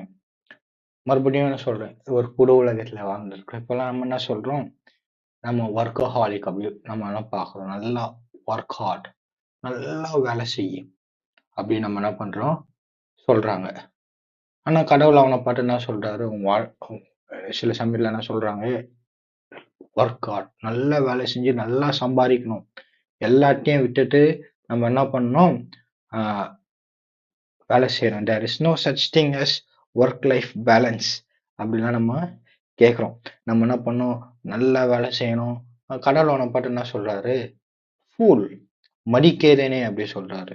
நல்லா வேலை செஞ்சு, நல்லா சேகரிச்சு, நம்ம அது மாரிலாம் இருக்கிறவன பைபிள் என்ன சொல்லுதுன்னா, முட்டாள். உன் குடும்பத்த விட்டுட்டு, எல்லாத்தையும் விட்டுட்டு, நம்ம என்ன பண்றோம்? வேலை, வேலை, வேலை அப்படின்னு நிறைய சமயத்துல நம்ம அ நல்லா பணத்தெல்லாம் சம்பாதிக்கிறவன் யாரு? எல்லாத்தையும் விட்டுட்டு, இளமைய விட்டுட்டு, குடும்பத்த விட்டுட்டு, எல்லாத்தையும் விட்டுட்டு வேலை செய்கிறவன பைபிள் என்னன்னு சொல்லுது? ஆட் ஆத்துமாக்காக எல்லாம் சேகரித்து வைக்கிறவன பைபிள் வந்து முட்டாள் அப்படின்னு சொல்லுது. நிறைய சமயத்துல உலகம் நமக்கு வெற்றி என்ன அப்படின்னு சொல்லிட்டு கற்றுத் தருது. சக்சஸ் என்னன்னு உலகம் நமக்கு சொல்லித் தருது. நம்ம வந்து அ யாரோட டெஃபனிஷன் சக்சஸ் அப்படின்னு யாரோட டெஃபனிஷன நம்ம ஃபாலோ பண்றோம். நிறைய சமயத்துல பணக்கார முட்டாளா இருக்கும், ஏழை முட்டாளா இருக்கும். ம் என் வாழ்க்கையில நான் பார்க்கும்போது எனக்கு வந்து நான் வந்து இன்ஜினியரிங் படிச்சுட்டு அப்புறம் காம்படிட்டிவ் எக்ஸாம்க்காக ப்ரிப்பேர் பண்ணேன். அது சில எக்ஸாம்க்குலாம் ப்ரிப்பேர் பண்ணேன். அது ரொம்ப பெரிய எக்ஸாம். அப்போ அந்த எக்ஸாம்க்குலாம் ப்ரிப்பேர் பண்ணும்போது அதெல்லாம் ஈஸி கிடையாதுல்ல. நிறைய பேர் நம்ம ப்ரிப்பேர் பண்றோம். அப்ப என்ன ஆகுது, நான் ப்ரிப்பேர் பண்ணும்போது ஃபோக்கஸ்டா ப்ரிப்பேர் பண்ணுவேன். இந்த வருஷம் முடிச்சிடலாம்னு நெனைப்பேன். முடிக்க முடியாது. அடுத்த வருஷம் முடிக்கலாம்னு நெனைப்பேன். அப்போ முடிக்க முடியாது. ஸோ அப்போ என் வாழ்க்கையிலேயே பார்க்கும்போது, என்ன ஆகுது ஒரு லட்சியத்துக்காக ஓடும்போது, ஃபோக்கஸ்டா பண்ணும்போது, எப்படியாவது முயற்சிடணும் அப்படின்னு யோசிக்கும்போது, ஒரு கனவ நம்பி ஓடும்போது, அ என்ன ஆகுது அப்படின்னா, அதெல்லாம் ஃபியூச்சர்னால ஸோ நெறைய விஷயத்த நம்ம இழக்கிறோம். நம்ம என்ன பண்றோம் என் வாழ்க்கையில நான் பார்க்கும்போது நிறைய நண்பர்கள நான் இழந்திருக்கிறேன். என்னுடைய அ அ 20ஸ் அப்படி 20ஸ்லயே வந்து என்ன ஆகுது நிறைய நிறைய நேரம் அப்படியே செலவாச்சு. ஸோ அது வந்து ஒரு ஒரு ஃபெயிலியரா இருந்தா கூட ரொம்ப சக்சஸ்ஃபுல்லா இருக்கிறவங்க மாத்திரம் முட்டாள் கிடையாது. ஃபெயிலியரா இருக்கிறவங்க கூட முட்டாளா நம்ம இருக்கிறோம். என்ன சொல்றேன் அப்படின்னா, நிறைய சமயத்துல நம்ம எதுக்காக ஓடுறோம். நல்லா ஹார்ட் ஒர்க் பண்றோம். ஆனா நிறைய சமயத்துல வாட் என்ன சொல்லுவாங்க அ கவுண்ட் யூர் பிளெஸ்ஸிங்ஸ்ன்னு ஒண்ணு இருக்கு. கவுண்ட் த காஸ்ட்ன்னு ஒண்ணு இருக்கு. நம்ம கவுண்ட் த காஸ்ட். ஸோ நம்ம எதுக்காக ஓடுறோம் அப்படின்னா, எவ்வளவு வேலை செலுத்துறோம் அப்படின்னா நம்ம யோசிக்கணும்ல. அப்போ வந்து நம்ம இளமையே நம்ம ஐஸ்வர்யத்துக்காக செலவு பண்ணா, அது வந்து என்ன கிடையாது. அ அது வந்து ஒரு அது வந்து என்னது ஒரு வைஸான காரியம் கிடையாது. Foolish thing. நம்ம குடும்பத்தையே நம்ம பணத்துக்காக அ செலவு செஞ்சதா அது வந்து என்ன கிடையாது. வயசான காரியம் கிடையாது. அப்போ நல்ல கூட கனவுக்காக இப்ப நம்ம நம்ம புது உலகத்துல வாழ்ந்துருக்கோம். தாவீது என்ன பண்ணாரு? இருக்கிறதற்காக உயிர கூட தந்தார். நம்ம என்ன பண்றோம்? கனவுக்காக ஓடுறோம். கனவுக்காக எல்லாம் தர்றோம். நம்ம யாரோட அ டெஃபினிஷன் ஆஃப் சக்சஸ் நம்ம ஃபாலோ பண்றோம். இப்ப கூட நம்ம என்ன பண்ணலாம்? நம்ம கடவுள் என்ன தந்திருக்கிறார்? நம்மளுடைய blessings in life, in our life, which is real, which is tangible. நம்ம தொட்டு பார்க்கக்கூடிய நிறைய நன்மைகள தேவன் தந்திருக்கிறார். அதனால அத வந்து நம்ம என்ன பண்ணலாம்? அ கவுண்ட் பண்ண வேண்டும். அது ரொம்ப முக்கியம். அப்போ இந்த தாவீது கால பார்க்கும்போது, அவர் இருக்கிறதுக்காக உயிர கூட தர விருப்பமா இருந்தாரு. அப்புறம் இந்த பணக்காரன் என்ன பண்றாரு? ஏதோ ஃபியூச்சருக்காக வாழுறாரு. ஒரு ஐஸ்வர்யவான். நம்ம கூட இந்த புது உலகத்துல என்ன பண்றோம்? யாரோ ஒரு சக்சஸ்னா இப்படிதான் இருக்கணும், ஓடணும், நம்ம இளமையில நம்ம என்ன பண்ணணும்? நல்லா இருக்கணும். சில நல்ல எண்ணங்கள் தான். குட் தான். பட் ஆனா we should count the cost. எந்த எவ்வளவு விலை செலுத்துறோம்? அப்படின்றத நம்ம யோசிச்சு பார்க்க வேண்டும். அடுத்த ஒரு காரியம் வந்து தனிமையில் உண்மை என்பத நம்ம பார்க்க போறோம். ஏதோ வந்து கான்டெம்பரரியான நம்ம நிறைய கிறிஸ்டியன் யூத்ஸ் இருக்காங்க. அவங்களுக்கு நல்லா பொருந்தும். நான் வசனம் சொல்லுது, "நீயோ ஜெபம் பண்ணும்போது, உன் அறை வீட்டுக்குள் பிரவேசித்து, உன் கதவை பூட்டி, அந்தரங்கத்தில் இருக்கிற உன் பிதாவை நோக்கி ஜெபம் பண்ணு. அப்பொழுது அந்தரங்கத்தில் பார்க்கிற உன் பிதா வெளியரங்கமாய் உனக்கு பலனளிப்பார்." கடவுள் என்ன பண்றாரு? அந்தரங்கத்துல பார்க்கிற பிதா வெளியரங்கமாய் பலனளிப்பார். இத வந்து ஜெபத்த பத்தி பேசுது. கான்டெக்ஸ்ட்லாம் இருக்கு. ஆனா, இந்த ஒரு ஒரு இதுவ மட்டும் நான் வந்து ஒரு ப்ரீச்சிங் மாரி பண்றேன். ஸோ அது என்ன அந்தரங்கத்தில் பார்க்கிற பிதா. நம்ம சிஎம் வந்து என்ன சொன்னாரு? இப்போ ரீசென்ட்டா சொல்லும்போது என்ன சொன்னா கொஞ்சம் என்ன சொன்னாரு? இப்போ இந்த காலத்துல வந்து நம்ம பெட்ரூம்லயும், நம்ம பாத்ரூம்லயும் தான் பிரைவசி எதிர்பார்க்க முடியும். வேற எங்கேயும் நம்ம என்ன பண்ண முடியாது? பிரைவசி எதிர்பார்க்க முடியாது. அப்படி சொன்னப்போ ஒரு சிஎம்மே சொல்றாரு. என்னது நம்ம நம்ம என்ன பண்ண முடியாது? நம்ம பிரைவசினா இங்க தான் எதிர்பார்க்க முடியும். அப்போ இந்த உலகமே ஒரு டிஜிட்டல் வேர்ல்டா இருக்கு. அப்போ நம்ம என்ன பண்ணணும்? ரொம்ப ரொம்ப கேர்ஃபுல்லா இருக்கணும். கடவுள் நம்ம வீட்ல இருந்தா கூட நம்ம வந்து ஒழுங்கா இருக்கணும். நம்மகிட்ட நெறைய எலக்ட்ரிக் கேட்ஜெட்ஸ்லாம் இருக்கு. ஸோ ஒரு 50 இயர்ஸ்க்கு முன்னாடி இந்த ப்ரீச்சிங் பண்ணணும்னு என்ன சொல்லலாம், நம்ம தனிமையில இருக்கும்போது உண்மையா இருக்கணும். ஏன்னா கடவுள் பார்க்குறார். அப்படின்னு நம்ம சொல்லலாம். ஆனா இந்த காலத்துல நம்ம மொபைல் எல்லாம் என்ன சொல்றது, அ எல்லாமே இருக்கு. ஸோ எவ்ரிதிங் இஸ் மானிட்டர்ட் அப்படிலாம் நம்ம கேள்விப்படுறோம்ல. அப்ப என்ன பண்ணணும், நம்ம எல்லாத்துலயும் உண்மையா இருக்கணும். நம்ம ஒரு வேளை அ ஒரு காலேஜ்ல நம்ம உண்மையா இருக்கணும். வொர்க் பிளேஸ்ல உண்மையா இருக்கணும். இப்ப டானியல் மாரி ஒரு ஃபாரின் கண்ட்ரில போனா உண்மையா இருக்கணும். தனிமையா இருக்கும்போது இன்னும் இன்னும் உண்மையா இருக்கணும். ஏன்னா கடவுள் பார்க்கிறார். கடவுள் பலனளிப்பார். யாருமே பார்க்கல நம்ம என்ன பண்ணக்கூடாது, எண்ணவே கூடாது. "அந்தரங்கத்தில் பார்க்கிற பிதா தாமே வெளியரங்கமாய் பலனளிப்பார்." அப்படிதான் நம்ம வாழ்வு இருக்கணும். கடவுள் நம்ம கூட இருக்கிறார் அப்படின்னா, நம்ம தாறுமாறா வாழக்கூடாது. அ அ வழியில நம்ம தாறுமாறா வாழ்ந்தோமா அப்படின்னா, என்ன பண்றோம் அப்படின்னா, நம்ம தேவனை அசட்டை பண்றோம். தன் வழிகளில் தாறுமாறானவனோ தேவனை அசட்டை பண்ணுகிறான். நிதானமாய் நடக்கிறவன் கர்த்தருக்கு பயப்படுகிறான். தனிமையில குறித்து பார்க்கும்போது இன்னும் ஒரு முக்கியமான காரியம் இருக்கு. என்ன அப்படின்னா, இந்த வசனம் சொல்லுது, "ஒன்றியா இருப்பதிலும் இருவர் கூடியிருப்பது நலம். அவர்களுடைய பிரயாசத்தில் அவர்களுக்கு நல்ல பலன் உண்டு. ஒருவன் விழுந்தால் அவன் உடனாளி அவனைத் தூக்கிவிடுவான். ஒண்டியாய் இருக்கிறவனுக்கு ஐயோ! அவனைத் தூக்கிவிட துணை இல்லையே. ஒருவனை யாராம் ஒருவர் மேற்கொள்ள வந்தால் இருவரும் அவனுக்கு எதிர்த்து நிற்கலாம். முப்பரி நூல் சீக்கிரமாய் அறாது." அப்போ இந்த பிரசங்கில ரொம்ப நல்லா என்ன சொல்லுது, கடவுள் சில பிரசங்கர் சூப்பரா சொல்லுவாங்க. என்னன்னா, கடவுள் எல்லாத்தையும் படிச்சுட்டு நல்லது, நல்லது, நல்லதுன்னு சொன்னாரு. ஆனா, ஒண்ணு மட்டும் தான் நல்லதல்ல அப்படின்னு சொன்னாரு. என்னது? மனுஷன் தனிமையா இருப்பது நல்லதல்ல. இந்த நாள்ல நம்ம அதான் ஒரு புது உலகத்துல வாழ்ந்து இருக்கிறோம். என்ன இந்த நேரத்துல நம்ம இண்டிவிஜுவலிசம் சொல்றாங்க. தனியா இருக்கணும். அப்படிலாம் நம்ம என்ன பண்றோம்? வாழ்றோம். நானும் யார் பிரச்சனைக்கும் போமாட்டேன். எனக்கும் யாருக்கும் யார் பிரச்சனையும் வேணாம். அப்படிலாம் நம்ம வாழ்றோம். ஆனா, ரொம்ப அது அந்த அளவுக்கு அவ்வளோ நல்ல ஐடியா கிடையாது. நம்ம ஒரு கம்யூனிட்டியா இருக்கணும். கிறிஸ்தவம் அப்படின்னாலே, அதுல முக்கியமானது சகோதரத்துவம். அப்படிலாம் பார்க்கணும். அப்ப நம்ம ஒற்றுமையாக இருக்கணும். ஒண்டியா இருப்பது ஒண்டியா இருந்து விழுகிறவனுக்கு ஐயோ! அப்ப அப்ப தனியா இருந்து விழுந்தோம்னா நமக்கு என்னது? ஐயோ! சில சமயத்துல நான் சின்ன வயசுல சர்ச்சுக்குலாம் போயிருக்கேன். அப்படிதான் சில சமயத்துல நம்ம இது பண்றோம். எனக்கு அப்படிதான் புரிஞ்சிருக்கு. சில பிரசங்கலாம் எப்படி இருக்கும்? பிரித்தெடுக்கப்பட்ட வாழ்க்கை வாழணும். வேறு பிரிக்கப்பட்ட ஒரு வாழ்க்கைய வாழணும். அ ட அ நம்ம கூடாரவாசியா இருக்கணும். அந்த மாரிலாம் பிரசங்கம் கேட்கிறோம். ஸோ அது நம்ம அது மாரி வாழல. சரி அட்லீஸ்ட் என்ன பண்ணலாம்? இதுனாச்சும் செய்யலாமே! அ எ எவ்வளோ பெரிய பெரிய காரியம்லாம் செய்ய முடியும். அட்லீஸ்ட் இதுனாச்சும் செய்யலாமே!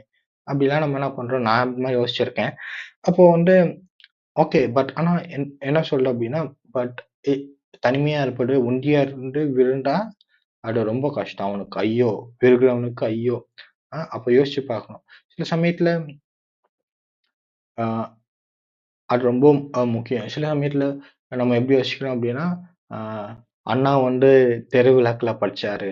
அதனால அ படிக்கிற பையன் எப்படி இருந்தாலும் படிப்பான். அந்த மாரிலாம் எனக்கு சொல்லியிருக்கிறாங்க. ஆனா அவரு அண்ணா. அவரு படிப்பாரு, எப்படி படிப்பாரு. ஆனா நிறைய சமயத்துல நம்மளுடைய அ ஷார்ட் கம்மிங்ஸ் நமக்கு தெரியணும். நம்மளுடைய வீக்னஸ் நமக்கு தெரியணும். ஸோ ஒண்டியா இருந்து விழுந்தா தூக்கி விடுறதுக்கு துணை இல்லையே! அ அதனால பெரிய பெரிய ஆள் செய்வாங்க. அவங்க செஞ்சாங்க. அவங்க பெரிய ஆள். அதனால தான் அவங்க பெரிய ஆள். நமக்கு இருக்கான்னு பார்க்கணும். அப்போ இது விஸ்டம் லிட்டரேச்சர். அ இது இது அப்போ இந்த விஸ்டம் லிட்டரேச்சர் ஞான புஸ்தகம்ல, இப்போ பிரசங்கில என்ன சொல்லுது? அ "ஒண்டியா இருப்பதிலும் இருவர் கூடியிருப்பது நலம்" அப்படியே சொல்லுது. சில சமயத்துல நம்மளால என்ன பண்ண முடியாது? அ நல்ல நல்ல பேர நம்மளால சேர்த்துக்க கஷ்டமா இருக்கு. பட் அ இது நம்ம அதுக்கு முயற்சி எடுக்கணும். அததான் சொல்ல வரேன். தனியா முயற்சி எடுக்கணும். அந்தரங்கத்தில் பார்க்கிற பிறர் வெளியரங்கமா பலன் அளிப்பார். உண்மதான். அந்தரங்கத்திலும் உண்மையா இருக்கணும். ஆனா, ரொம்ப நேரம் நம்ம தனிமையா இருக்க முடியாது. கிறிஸ்துவத்துல இல்ல இந்த இந்த உலகத்துல இப்ப நம்ம இந்த தனியா இருப்பது ரொம்ப அது ஒரு ஒரு பெரிய பேண்டமிக் மாரி பெருசாயிட்டே போது. அத நம்ம என்ன பண்ணணும்? அத பார்க்கணும். அது ஒரு பெரிய அது ரொம்ப ஒரு பெரிய காரியம். ஸோ, பிரிசன்ல கூட என்ன சொல்றாங்க அப்டின்னா, ஒரு வொர்ஸ்ட் பனிஷ்மென்ட் என்ன அப்டின்னா, சாலிட்டரி கன்ஃபைன்மென்ட்ன்னு சொல்றாங்க. தனியா ஒரு சிறையில போட்டு எங்கேயோ அடைச்சு வச்சுருவாங்க. அதான் வொர்ஸ்ட் பனிஷ்மென்ட். ஆனா நெறைய சமயத்துல நம்மளே நமக்கு வந்து என்ன பண்றோம்? வொர்ஸ்ட் பனிஷ்மென்ட் தந்து கொண்டு இருக்கிறோம். யோசிக்க வேண்டிய ஒரு விஷயம். நம்மளே நமக்கு என்ன பண்றோம்? வொர்ஸ்ட் பனிஷ்மென்ட் தந்து கொண்டு இருக்கிறோம். அது மாரி இருக்கக்கூடாது. ஸோ, அ பைபிள் சொல்லுதுல்ல, and we are calling good bad and bad good. நல்லத கெட்டதுன்னு சொல்றோம். கெட்டத நல்லதுன்னு சொல்றோம். மனுஷன் தனியா இருப்பது நல்லதல்ல அப்படின்னு பைபிள் நமக்கு போதிக்கிறது. நம்ம கிறிஸ்தவர்களாக ஒரு பாரத்தை ஒருவர் சுமந்து இப்படியே கிறிஸ்துவின் பிரமாணத்தை நிறைவேற்றுவோம். மனிதர்களிடத்தில் உண்மையாய் இருப்பது இரட்சிக்கும் விசுவாசம். என் சகோதரரே, ஒருவன் தனக்கு விசுவாசம் உண்டு என்று சொல்லியும் கிரியைகள் இல்லாதவனானால் அவனுக்கு பிரயோஜனம் என்ன? அந்த விசுவாசம் அவனை இரட்சிக்குமா? ஒரு சகோதரனாவது சகோதரியாவது வஸ்திரம் இல்லாமலும் அனுதின ஆகாரம் இல்லாமலும் இருக்கும்பொழுது உங்களில் ஒருவன் அவர்களை நோக்கி, நீங்கள் சமாதானத்துடனே போங்கள், குளிர்காய்ந்து பசியாருங்கள் என்று சொல்லியும் சரீரத்துக்கு வேண்டியவைகளை அவர்களுக்கு கொடாவிட்டால் பிரயோஜனம் என்ன? அப்படியே விசுவாசமும் கிரியைகள் இல்லாதிருந்தால் தன்னில் தானே செத்ததாய் இருக்கும். அப்போ இந்த இடத்துல அஹ், என்ன சொல்றது? அந்த விசுவாசம் அவனை ரட்சிக்குமா? எந்த விசுவாசம் என்பதை பார்க்கணும். விசுவாசம் நிறைய வகை இருக்கா என்ன பார்க்கணும். அப்புறமா என்ன சொல்றது? சரீரத்துக்கு வேண்டியவைகளை அப்படின்னு பார்க்கும்போது அது என்ன சொல்றது? திங்ஸ் நீடட் ஃபார் த பாடி அப்படி சொல்லிட்டு பிசிக்கல் நீட்ஸ் அப்படின்னு என்ன பண்றது? இன்னொரு டிரான்ஸ்லேஷன் நம்ம பார்க்கிறோம். அப்புறம் என்ன சொல்றது? தேவன் ஒருவர் உண்டென்று விசுவாசிக்கிறாய். அப்படி செய்கிறது நல்லதுதான். பிசாசம் விசுவாசித்து நடுங்குகின்றனர். வீணான மனுஷனை கிரியில்லாத விசுவாசம் செத்தது என்று நீ அறிய வேண்டும். அப்ப இந்த இடத்துல என்ன சொல்றாங்க அப்படின்னா 3 விதமான விசுவாசம் இருக்கு அப்படின்னு பார்க்கிறோம். என்ன சொல்றாங்க? அஹ் ஒண்ணு தான் ரட்சிக்கிற விசுவாசம். ரட்சிக்கிற விசுவாசம். இன்னொன்னு வந்து என்னது? கிரியில்லாத விசுவாசம். அப்புறம் 3வது வந்து என்னது? பிசாசோட விசுவாசம். பிசாசு வந்து என்ன பண்றது? தேவன் உண்டென்று என்ன பண்றது? விசுவாசித்து நடுங்குகின்றது. பிசாசு கடவுள் இருக்காருன்னு விசுவாசிக்கிட்டு பிசாசு கடவுள் இருக்கிறாருன்னு பயப்படுது. அப்போ கடவுளுக்கு பயப்படுற அப்படின்னா உன்னுடைய கிரியை எப்படி இருக்க வேண்டும்?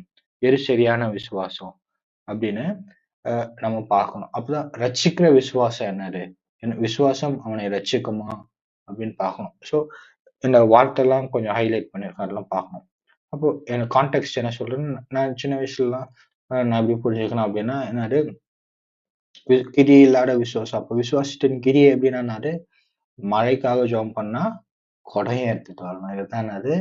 விசுவாசத்தின் கிரியை. அப்படி அப்படின்னு அப்படித்தான் புரிஞ்சுக்கணும். அப்படின்னா விசுவாசத்தின் கிரியை என்னது? விசுவாசத்தோட ஜெபம் பண்ணா கிரியை என்னது? இது ஒரு ஒரு நல்ல உதாரணம். மழைக்காக ஜெபம் பண்ணா கொடையை எடுத்துட்டு வரணும். ஆனா என்ன சொல்றது? கான்டெக்ஸ்ட் நம்ம யாக்கோபு 2வது அதிகாரம் மூலம் எதை பத்தி இருக்கு? அது வெறும் ஜெபம் பண்ணும்போது எதுக்காக ஜெபம் பண்றோமோ அது கிடைக்கும் அப்படின்னு விசுவாசிக்கணுமா? அப்படி அதுதான் சொல்றா. அது பார்க்கும்போது என்ன சொல்லுது? என் சகோதரரே, மகிமை உள்ள நம்முடைய கர்த்தராகிய இயேசு கிறிஸ்துவின் மேல் உள்ள விசுவாசத்தை பட்சபாதத்தோடே பற்றிக் கொள்ளாதிருப்பீர்களாக.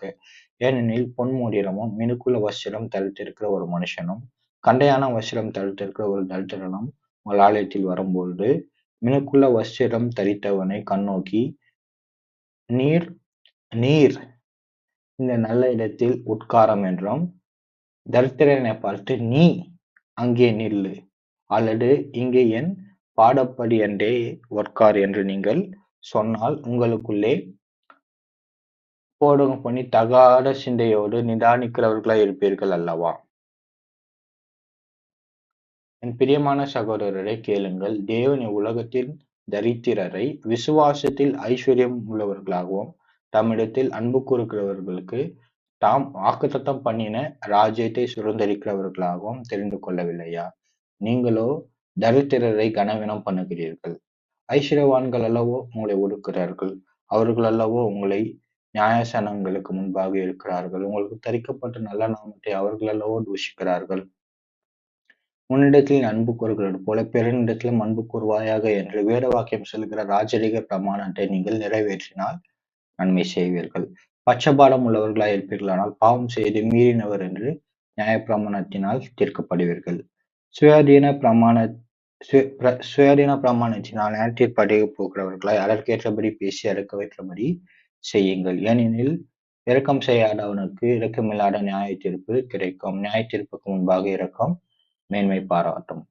என் சகோதரரே, ஒருவன் தனக்கு விசுவாசம் உண்டு என்று சொல்லியும் 13, 14 சொல்லியும் கிரியைகள் இல்லாதவனான அவனுக்கு பிரயோஜனம் என்ன? அந்த விசுவாசம் அவனை ரட்சிக்குமா?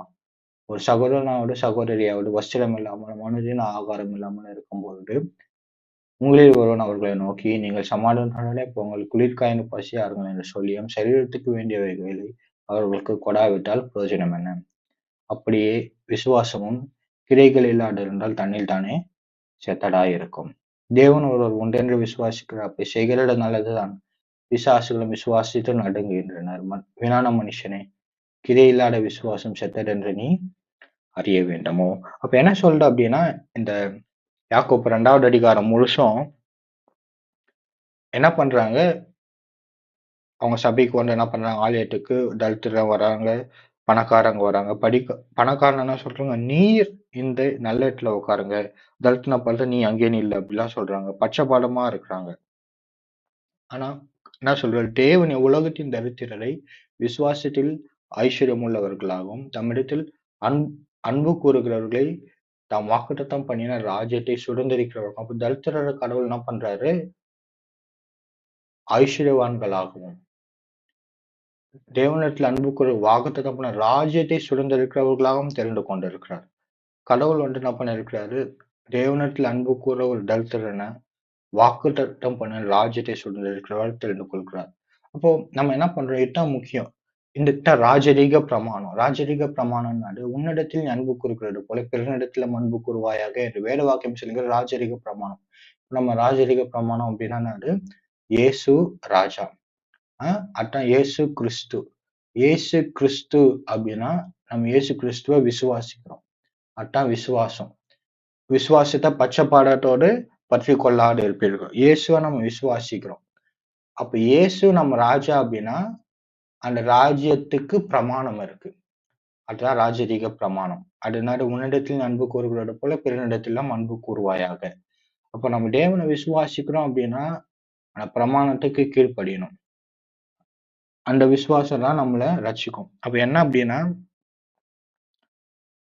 கிரியில்லாத விசுவாசம். இயேசு விசுவாசிக்கிறோம் அப்படின்னா கிரியை செய்யணும். என்ன கிரியை? உன்னிடத்தில் அன்பு கூறுகிறது போல பிறனிடத்திலும் அன்பு கூறுவாயாக. அந்த அன்பு எப்படி அன்பு கூறணும்? எப்படி அன்பு கூறணும் அப்படின்னா, வெறும் பட்சபாதமா இருக்கிறது மாத்திரம் கிடையாது. எல்லாரும் நல்லா ட்ரீட் பண்ணணும். அப்புறமா பிறருக்கும் உதவி செய்ய வேண்டும். நம்ம சகோதரனாவோடு சகோதரியாவோடு வஸ்திரம் இல்லாமல் அனுதின ஆகாரம் இல்லாதவங்கன்னா அவங்களுக்கு என்ன பண்ணணும், உதவி செய்யணும்.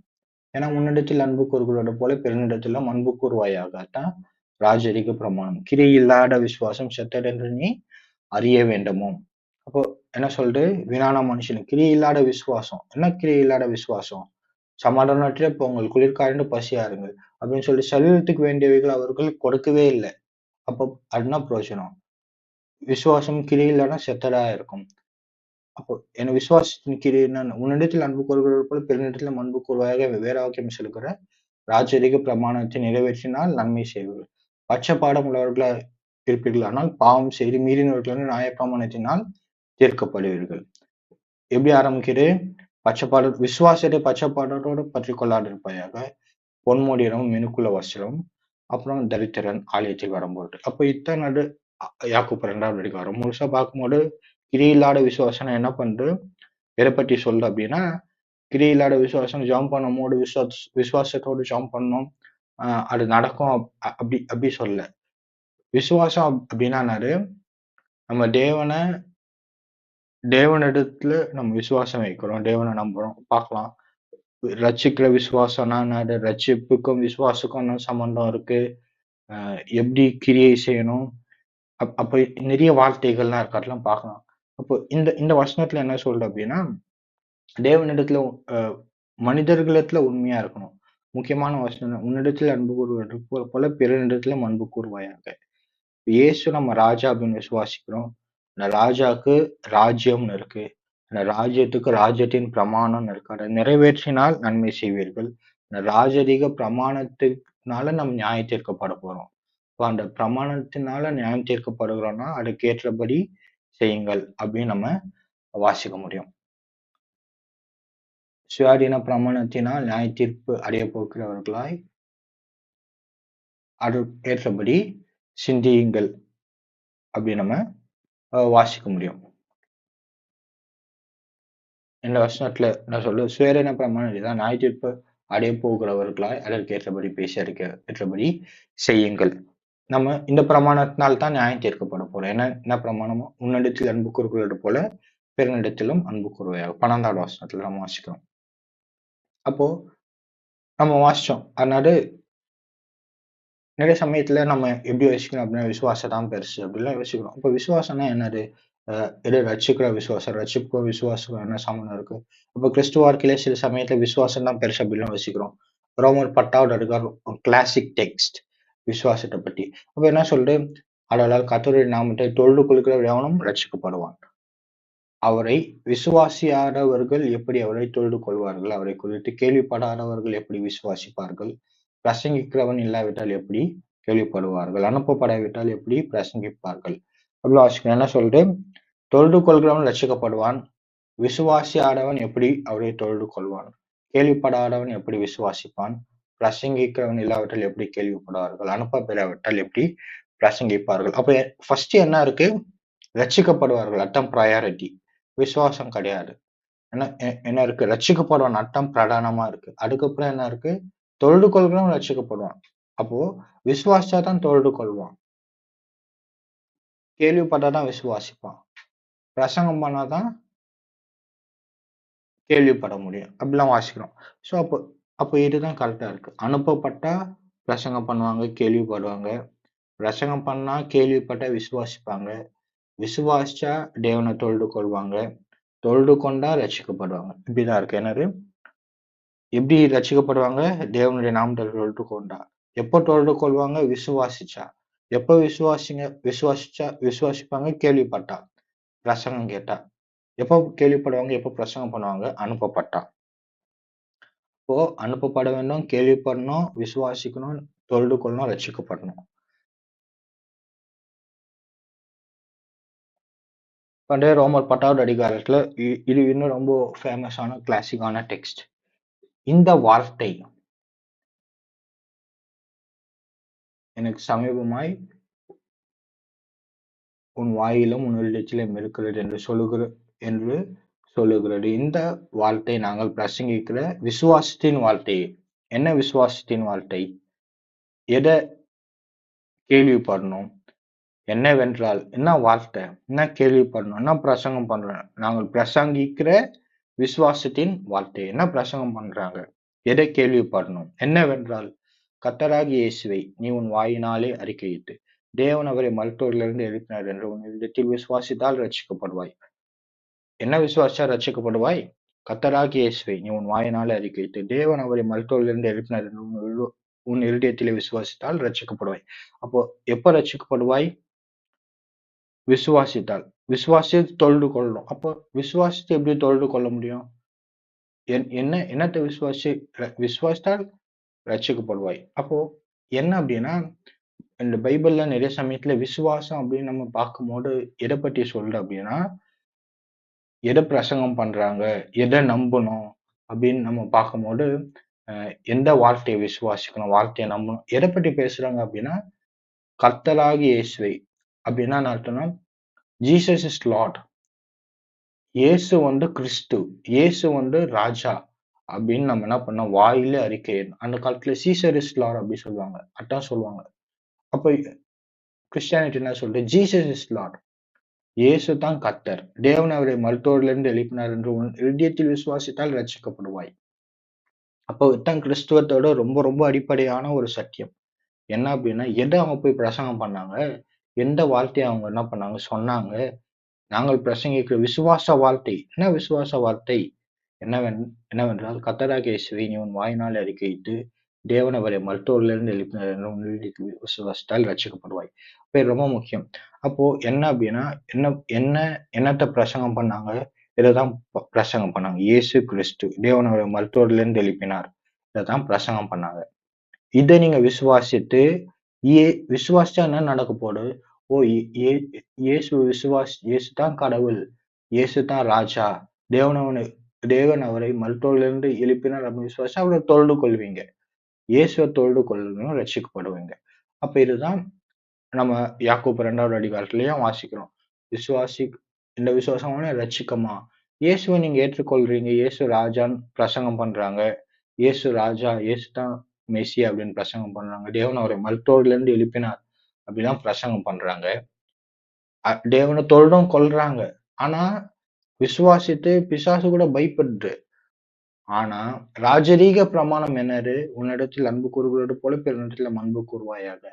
இயேசு தான் கடவுள்னா அவருடைய பிரமாணத்தை கீழ்ப்படியணும். அதுதான் கிரியை.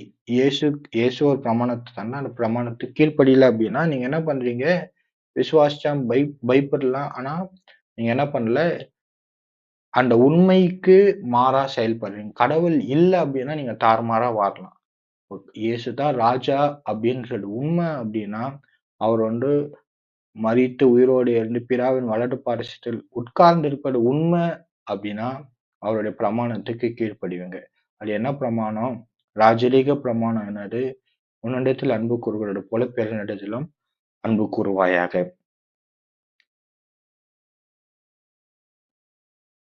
அப்போ அப்போ அ விசுவாசத்தின் கிரியை அப்படின்னா, அ அது ஜெபம் பண்ணா, மழை பெய்யறதுக்கு ஜெபம் பண்ணா, கொடை கொண்டு வரது கிடையாது. விசுவாசத்தின் கிரியை அப்படின்னா, இயேசு தான் ராஜா, இயேசு தான் மெசியா, அவர் பிதாவின் வலது பார்சல் வீற்றிருக்கிறார் அப்படின்னா, ராஜரீக பிரமாணம் கிரியை என்னது? பிறரிடத்திலும் அன்பு கூறுவீர்கள். Faith that saves. உன்னிடத்தில் அன்பு கூறுகிறது போல பிறனிடத்திலும் அன்பு கூர்வாயாக என்று வேத வாக்கியம் சொல்கிற ராஜரீக பிரமாணத்தை நிறைவேற்றினால் நன்மை செய்வார். அப்ப கடவுள் பயம் அப்படின்னா என்னன்னா, எதுல வெளிப்பட்டுது அப்படின்னா, உன்னோட லெஸ் சக்சஸ்ஃபுல்லா இருக்கிறவங்கள நீங்க எப்படி ட்ரீட் பண்றீங்க? அதுல தேவனுக்கு பயப்படுகிற பயம் வெளிப்படுகிறது. நிறைய சமயத்துல கடவுளுக்கு பயந்து அந்த மாதிரிலாம் வாசிச்சோம். நம்ம உபாகமம் 10ல இருந்து வாசிச்சோம். கடவுளுக்கு பயந்து நடக்கணும்னா என்ன பண்ணணும்? தேவனிடத்துல பிறனிடத்துல அன்பு கூற வேணும். அப்போ கடவுள் அதான் விசுவாசத்தின் கிரியை. அதான் சொல்றேன். அப்போ நீங்க கடவுளுக்கு பயப்படுறீங்கன்னா என்ன பண்ணணும்? உன்னோட லெஸ் சக்சஸ்ஃபுல்லா எப்படி ட்ரீட் பண்றீங்க? அதுலதான் தேவனுடைய பயம் வெளிப்படுகிறது. நீங்க விசுவாசி இந்த விசுவாசம் உங்களை ரட்சிக்குமா? தேவன் தான் ரட்சிப்பார். அப்போ நீங்க என்ன விசுவாசத்தோட நம்ம இருக்கிறோம் என்பதை யோசிச்சு பாருங்க. ம். ஒரு ஃபேமஸான ஒரு சேயிங் இருக்கு. "Character is revealed not in how we treat those who can benefit us, but in how we treat towards those who have nothing to offer in return." நம்ம நம்மளுடைய கேரக்டர் எப்போ வெளிப்படுது அப்படின்னா, அ பிறர்கிட்ட ஏதாவது ஒரு நன்மை நமக்கு கிடைக்கும் அப்படின்றவங்கள ஒரு மாதிரி ட்ரீட் பண்ணுவோம். சில பேர் இருக்காங்க, அவங்க கிட்ட எதுவுமே நம்ம பெற்றுக்கொள்ள முடியாது. அவங்கள நம்ம எப்படி ட்ரீட் பண்றோம்? அதுல தான் நம்ம உண்மையான கேரக்டர் வெளிப்படுது. சில சமயத்துல என்ன பண்ணுவாங்கன்னா, அமெரிக்கால ஹையர் பண்றாங்க அப்படின்னா, அவங்க கம்பெனில ஹையர் பண்றாங்க, இல்ல ப்ரமோஷன் தராங்க அப்படின்னா, அந்த பாஸ் என்ன பண்ணுவாராம், அவங்கள கூப்பிட்டுட்டு ஒரு ரெஸ்டாரண்ட் நல்லா பெரிய ரெஸ்டாரண்ட் அந்த மாதிரி கூப்பிட்டுட்டு போவாங்க. ஏன் கூட்டிட்டு போவாங்க அப்படின்னா, ஒரு ரெஸ்டாரண்ட், ஹோட்டலுக்கு. ஏன் அப்படின்னா, அவங்க வெயிட்டர் எப்படி ட்ரீட் பண்றாங்க அப்படின்னு பார்ப்பாங்களாம். ஏன் அப்படின்னா, உங்களோட கொஞ்சம் லெஸ் சக்சஸ்ஃபுல்லா இருக்கிறவங்க, நீங்க எப்படி ட்ரீட் பண்றீங்க அப்படின்னு பார்த்து தான் உங்களுக்கு ப்ரமோஷனோ, இல்ல வேலையோ தருவாங்க. அது எல்லாருமே பார்க்குறாங்க. ஏன்னா, அதுதான் உன்னுடைய கேரக்டர ஈஸியா நம்ம தெரிஞ்சுக்கலாம். அ ஒருத்தவங்க கிட்ட இருந்து நம்ம பெனிஃபிட் பெறணும்னா, அவங்கள நம்ம ஒரு மாதிரி ட்ரீட் பண்ணுவோம். அ ஒருத்தவங்க கிட்ட இருந்து ஒரு நன்மையா அவங்க ஒரு பிரயோஜனமும் இல்ல அப்படின்னா, அவங்கள ஒரு மாரி ட்ரீட் பண்ணுவோம். ஸோ, நம்ம அப்படி இருக்கக்கூடாது. கிறிஸ்தவங்க அப்படின்னா, அந்த விசுவாசம் நம்மள ரட்சிக்காது. இயேசுவ விசுவாசிக்கணும். இயேசு கடவுள். அவர் யார்கிட்டயும் பட்சபாதம் பண்ணுகிறவர் கிடையாது. பரிதானம் வாங்குறவர் கிடையாது. அவர் திக்கற்ற பிள்ளைகளுக்கும், அனாதை அ அ அனாதைகளுக்கும் நியாயம் செய்கிற தேவனா இருக்கிறார். அவர் அந்நியர்களை நேசிக்கிற தேவனாக இருக்கிறார். அப்ப இந்த விசுவாசம் தான் நம்ம ரட்சிக்கும். மனிதர்களிடத்துல நம்ம எப்படி இருக்கணும்? அவர்களிடத்துல அன்பு கூற வேண்டும். பிறரிடத்துல அன்பு கூற வேண்டும். அப்புறம் கடைசியாக கடவுளைத் தேடுவதில் உண்மையாக இருக்க வேண்டும். தானியேலோ தானியேலாகிய நான் எருசலேமின் பார்க்கடிப்புகள் நிறைவேறித்தீர 20 வருஷம் செல்லும் என்று கர்த்தர் எரேமியா தீர்க்கதரிசியோடு சொல்லிய வருஷங்களின் தொகையை புஸ்தகங்களால் அறிந்து கொண்டேன். நான் உபவாசம் பண்ணி சாம்பலிலும் உட்கார்ந்து தேவனாகிய ஆண்டவரை ஜெபத்திலும் விண்ணப்பங்களையும் தேடி என் முகத்தை அவருக்கு நேராக்கி. இது வந்து ஒரு ரொம்ப முக்கியம். நான் ஒரு ரீசென்ட்டா கத்துக்குன ஒரு ஒரு சத்தியம். எனக்கு ரொம்ப பிரயோஜனமா இருந்தது. உங்களுக்கும் பிரயோஜனமா இருக்கும். கடவுள் இருக்கிறது உண்மை அப்படின்னா, அதுதான் வந்து practicing the presence of God. Living in the reality of God's presence. கடவுள் நம்ம கூட இருக்கிறாருன்னா, நான் நிறைய சமயத்துல எப்படி யோசிப்பேன் அப்படின்னா, ஆம், அ அ என்னுடைய எண்ணம்லாம் கரெக்ட்டா தான் இருக்கு. என்னுடைய தாட்ஸ்லாம் கரெக்ட்டா தான் இருக்கு. அ கடவுள் வந்து என்ன ஆசீர்வதிச்சிருக்கணும். நான் வந்து ஒழுங்கா ஜெபம் பண்றேன். நான் ஒழுங்கா போய் என் நான் வந்து என்ன சொல்லுவாங்கன்னா, சினிமா பார்க்கறது கிடையாது. நான் வந்து என்ன பண்றதுக்கு தேவையில்லாத பேசுறது கிடையாது. எங்கேயும் போறது கிடையாது. என் மனசு கரெக்ட்டா இருக்கு. கடவுள் என்ன ஆசீர்வதிச்சிருக்க வேணாவா? என் வேலைய நல்லா வச்சிருக்க வேணாவா? அ அப்படின்னு நம்ம யோசிக்கலாம். ஆனா, அந்த வசனம் வந்து ரொம்ப ஒரு ஒரு ஹைலைட்டான பாயிண்ட்னாரு என்னது ஜெபம் பண்ணும்போது அவர் என்ன பண்றாரு நான் உபவாசம் பண்ணி இரட்டிலும் சாம்பலிலும் உட்கார்ந்து தேவனாகிய ஆண்டவரை ஜெபத்திலும் விண்ணப்பத்திலும் தேடி என் முகத்தை அவருக்கு நேராக்கி. ஸோ அப்போ கடவுள் நம்ம கூட இருக்கிறாரு அப்படின்றது உண்மை அப்படின்னா நம்ம என்ன பண்ண தானியேல் வந்து என்ன பண்றாரு தானியேல் கூட தேவனுடைய பிரசன்னம் இருந்தது தேவ ஆவி இருந்தது விசேஷித்த ஆவி இருந்தது அவ்வளவு வாசிக்கிறோம் அவர் என்ன பண்றாரு அப்ப ஜெபம் பண்ணும் போதெல்லாம் என்ன பண்றாரு என் முகத்தை தேவனுக்கு நேராக்குறார். என்ன ஜெபம் பண்ணும்போது என்ன பண்றாரு? தேவனாகிய ஆண்டவருக்கு ஆண்டவருக்கு நேராக முகத்தை நேராக்குறார். வாவ்! எவ்வளவு பெரிய விஷயம் பாருங்க. அப்போ ஒவ்வொரு வாட்டியும் நம்ம ஜெபம் பண்ணும்போது என்ன பண்றோம்? நம்மளுடைய முகத்தை தேவனுக்கு நேராக்குறோம். கடவுள் என் கூட இருக்கிறாரு. நானா யோசிச்சிருப்பேன். யோசிச்சுட்டு இருந்தேன் அப்படின்னா, கடவுள் என் கூட இருக்கிறாருன்னா, அவருக்கு எல்லாம் தெரியும். நான் சொல்லணும்னு அவசியமா எனக்கு எல்லாம் செஞ்சிருக்க வேணாவா? நான் எவ்வளவு உண்மையா இருக்கிறேன், எவ்வளவு உத்தமமா இருக்கேன். எனக்கு செய்யவே மாட்றாரே! அவர் என்ன கடவுள் அப்படின்னு நான் யோசிப்பேன். ஆனா தானியேல் என்ன யோசிக்கிறாரு அப்படின்னா, கடவுள் என் கூட இருக்கிறாரு. முழங்கால் படியிட்டு ஜெபம் பண்ணணும். அப்போ ஜெபம் பண்ணும்போது தான் என் முகத்த அவருக்கு நேரா ஆக்குறேன் அப்படின்னு அவரு யோசிக்கிறாரு. வாவ்! இன்ட்ரஸ்டிங். அப்புறம் என்ன பண்றது? புஸ்தகங்களால் அறிந்து கொண்டேன். பைபிள்ல அறிந்து கொண்டேன் அப்படின்னா, நிறைய சமயத்துல அதோடைய அர்த்தம் என்ன அப்படின்னா, ஆதாம் ஏவாளை அறிந்தான். அறிந்தான்னா ஒரு உறவ குறிக்கிறது. இப்போ பைபிள் நம்ம படிக்கும்போது என்ன பண்றோம்? கடவுள் நம்ம கூட இருக்கிறாரு அப்படின்றது உண்மை அப்படின்னா, நம்ம என்ன பண்ணணும்? ஏன் எனக்கு எதுவும் செய்யல அப்படின்னு யோசிக்கக்கூடாது. கடவுள் என் கூட இருக்கிறாருன்னா, எனக்கு ஏன் அது கூட செய்யல? அடிஷன் செய்யல. எனக்கு ஏன் வாழ்க்கையில நிறைவேறல? கடவுள் அப்படி யோசிக்கல. தானியேல் எப்படி யோசிக்கிறாரு அப்படின்னா, அவர் என்ன பண்றாரு? யோசிச்சு பாருங்க. அவர் அடிமையா இருக்கிறாரு. ஆ அ அவருடைய நிலைமை என்னன்னு கொஞ்சம் நான் உங்களுக்கு சொல்றேன். தானியேல் என்ன பண்றாரு, அவன் கடவுள் இருந்த தேவாலயத்தையே என்ன பண்றாங்க, இந்த பாபிலோனியர்கள் இடிச்சு போடுறாங்க. இடிச்சு போட்டு அடிமையா கூப்ட்டுன்னு வர்றாங்க. யோசிச்சு பாருங்க, கோவிலே உடைச்சுட்டாங்க. கடவுளோட கோவிலே உடைச்சுட்டு அவங்க கூப்ட்டு வர்றாங்க. இவரு என்ன பண்றாரு, இன்னும் கடவுள்கிட்ட ஜெபம் பண்ணின்னு இருக்காரு. என்ன இது? அப்போ கடவுள் என்ன பண்றாரு, புஸ்தகங்களால் அறிந்து கொள்றாரு. இன்னும் கடவுளை தேடுறாரு. அப்ப அவருடைய நிலைமை எப்படி இருக்கும் யோசிச்சு பாருங்க. அடிமைகளா இருக்கிறார். அ அவர் பேர மாத்திட்டான்னு சொல்றாங்க. அ எவ்வளோ பிரச்சனைலாம் அவருக்கு இருக்கு. ஸோ அது மாரி இருக்கு.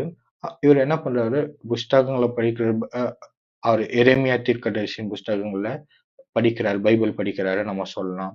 தேவனோட ஒரு உறவுல இருக்கிறாரு அப்படி சொல்லலாம். அப்ப நான் உங்களுக்கு என்ன சொல்றேன் அப்படின்னா, நிறைய சமயத்துல வாழ்க்கை வந்து என்ன கிடையாது அப்படின்னா, இட்ஸ் அ பார்ட்.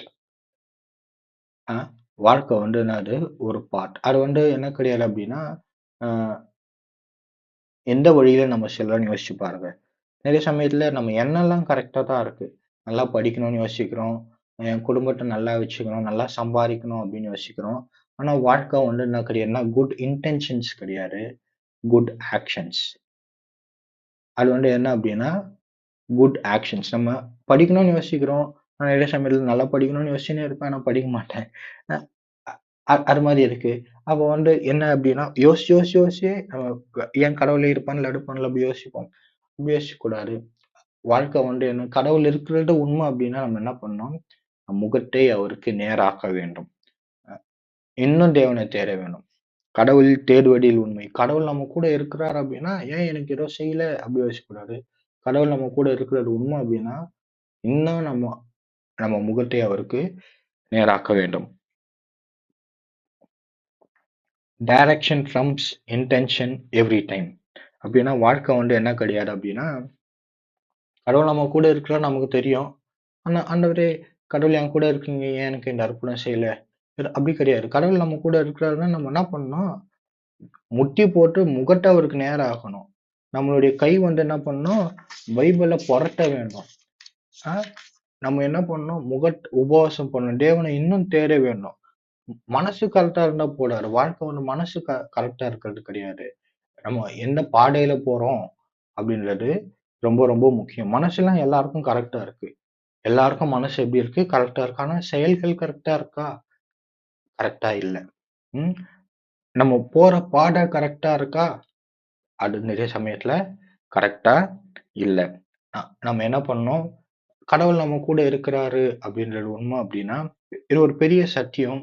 அ அத நம்ம புரிஞ்சுக்கொள்ளணும். வாழ்க்கை லைஃப்ல வந்து நம்ம மனசு எல்லாருக்கும் கரெக்ட்டா இருந்ததுனால வாழ்க்கை மாறாது. வாழ்க்கை எப்போ மாறும் அப்படின்னா, கடவுள் நம்ம கூட இருக்கிறாருன்னு ஓகே.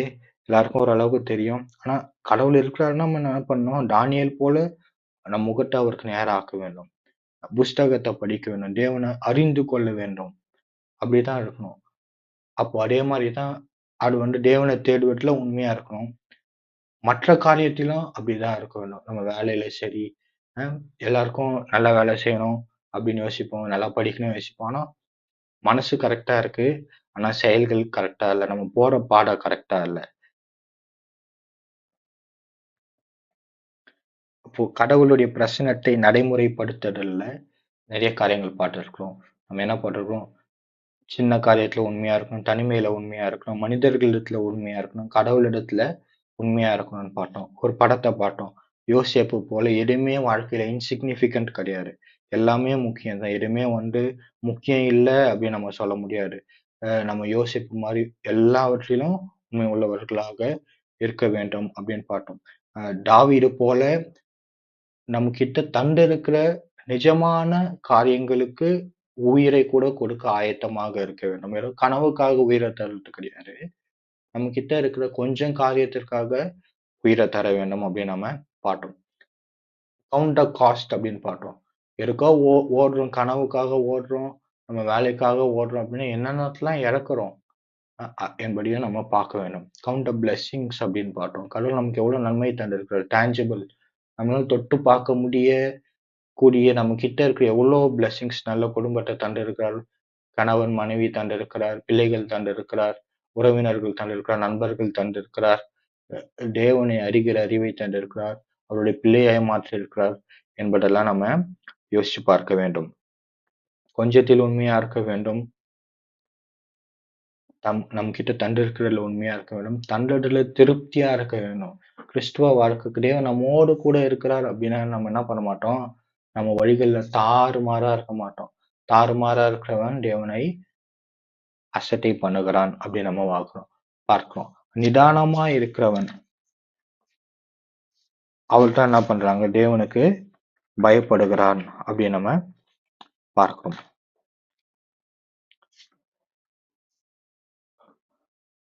தாறுமாறானவன் அவரை அசட்டை பண்ணுகிறான் அப்படின்னு பார்த்தோம். கடவுள் நம்மோடு கூட இருக்கிறார் அப்படின்னா, யோசேப்பு மாரி இந்த இடத்துல தேவன் என்னை வைத்து இருக்கிறார். அவருடைய பலத்த கையில நான் அடங்கி இருக்கணும். அ அவருடைய ஏற்ற காலத்தில் தேவன் நம்மளை உயர்த்தும்படி அவருடைய பலத்த கைக்குள் அடங்கி இருக்க வேண்டும். தேவன் தான் கிருபை தரார். தாழ்மை உள்ளவனுக்கு தேவன் கிருபை தரார். அவர் உங்களை விசாரிக்கிறவரானபடியினால் உங்கள் கவலைகளை எல்லாம் அவர் மேல் வைத்து விடுங்கள். அவர் தான் நம்மை விசாரிக்கிறவராக இருக்கிறார்.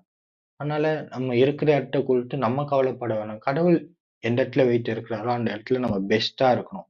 நம்ம ஏன் கடவுள் இன்னும் உன் கூட தான் கடவுள் இருக்கிறாரு. கடவுள் இருக்கிற இடத்துல நம்ம பெஸ்ட்டா இருக்க வேண்டும். கொஞ்சத்துல பெஸ்ட்டா இருக்க வேண்டும் என்பதை நம்ம பார்த்தோம். நம்ம கிட்ட இருந்து தானியேலோட காரியத்தை குறித்து பார்க்கும்போது, அவங்க கிட்ட தண்டத்துல உண்மையா இருந்தா, ஒரு குற்றத்தையும் கண்டுபிடிக்க கூடாது அப்படின்னு சொன்னாங்க. எல்லாத்துலயும் உண்மை உள்ளவனாக இருந்தான்.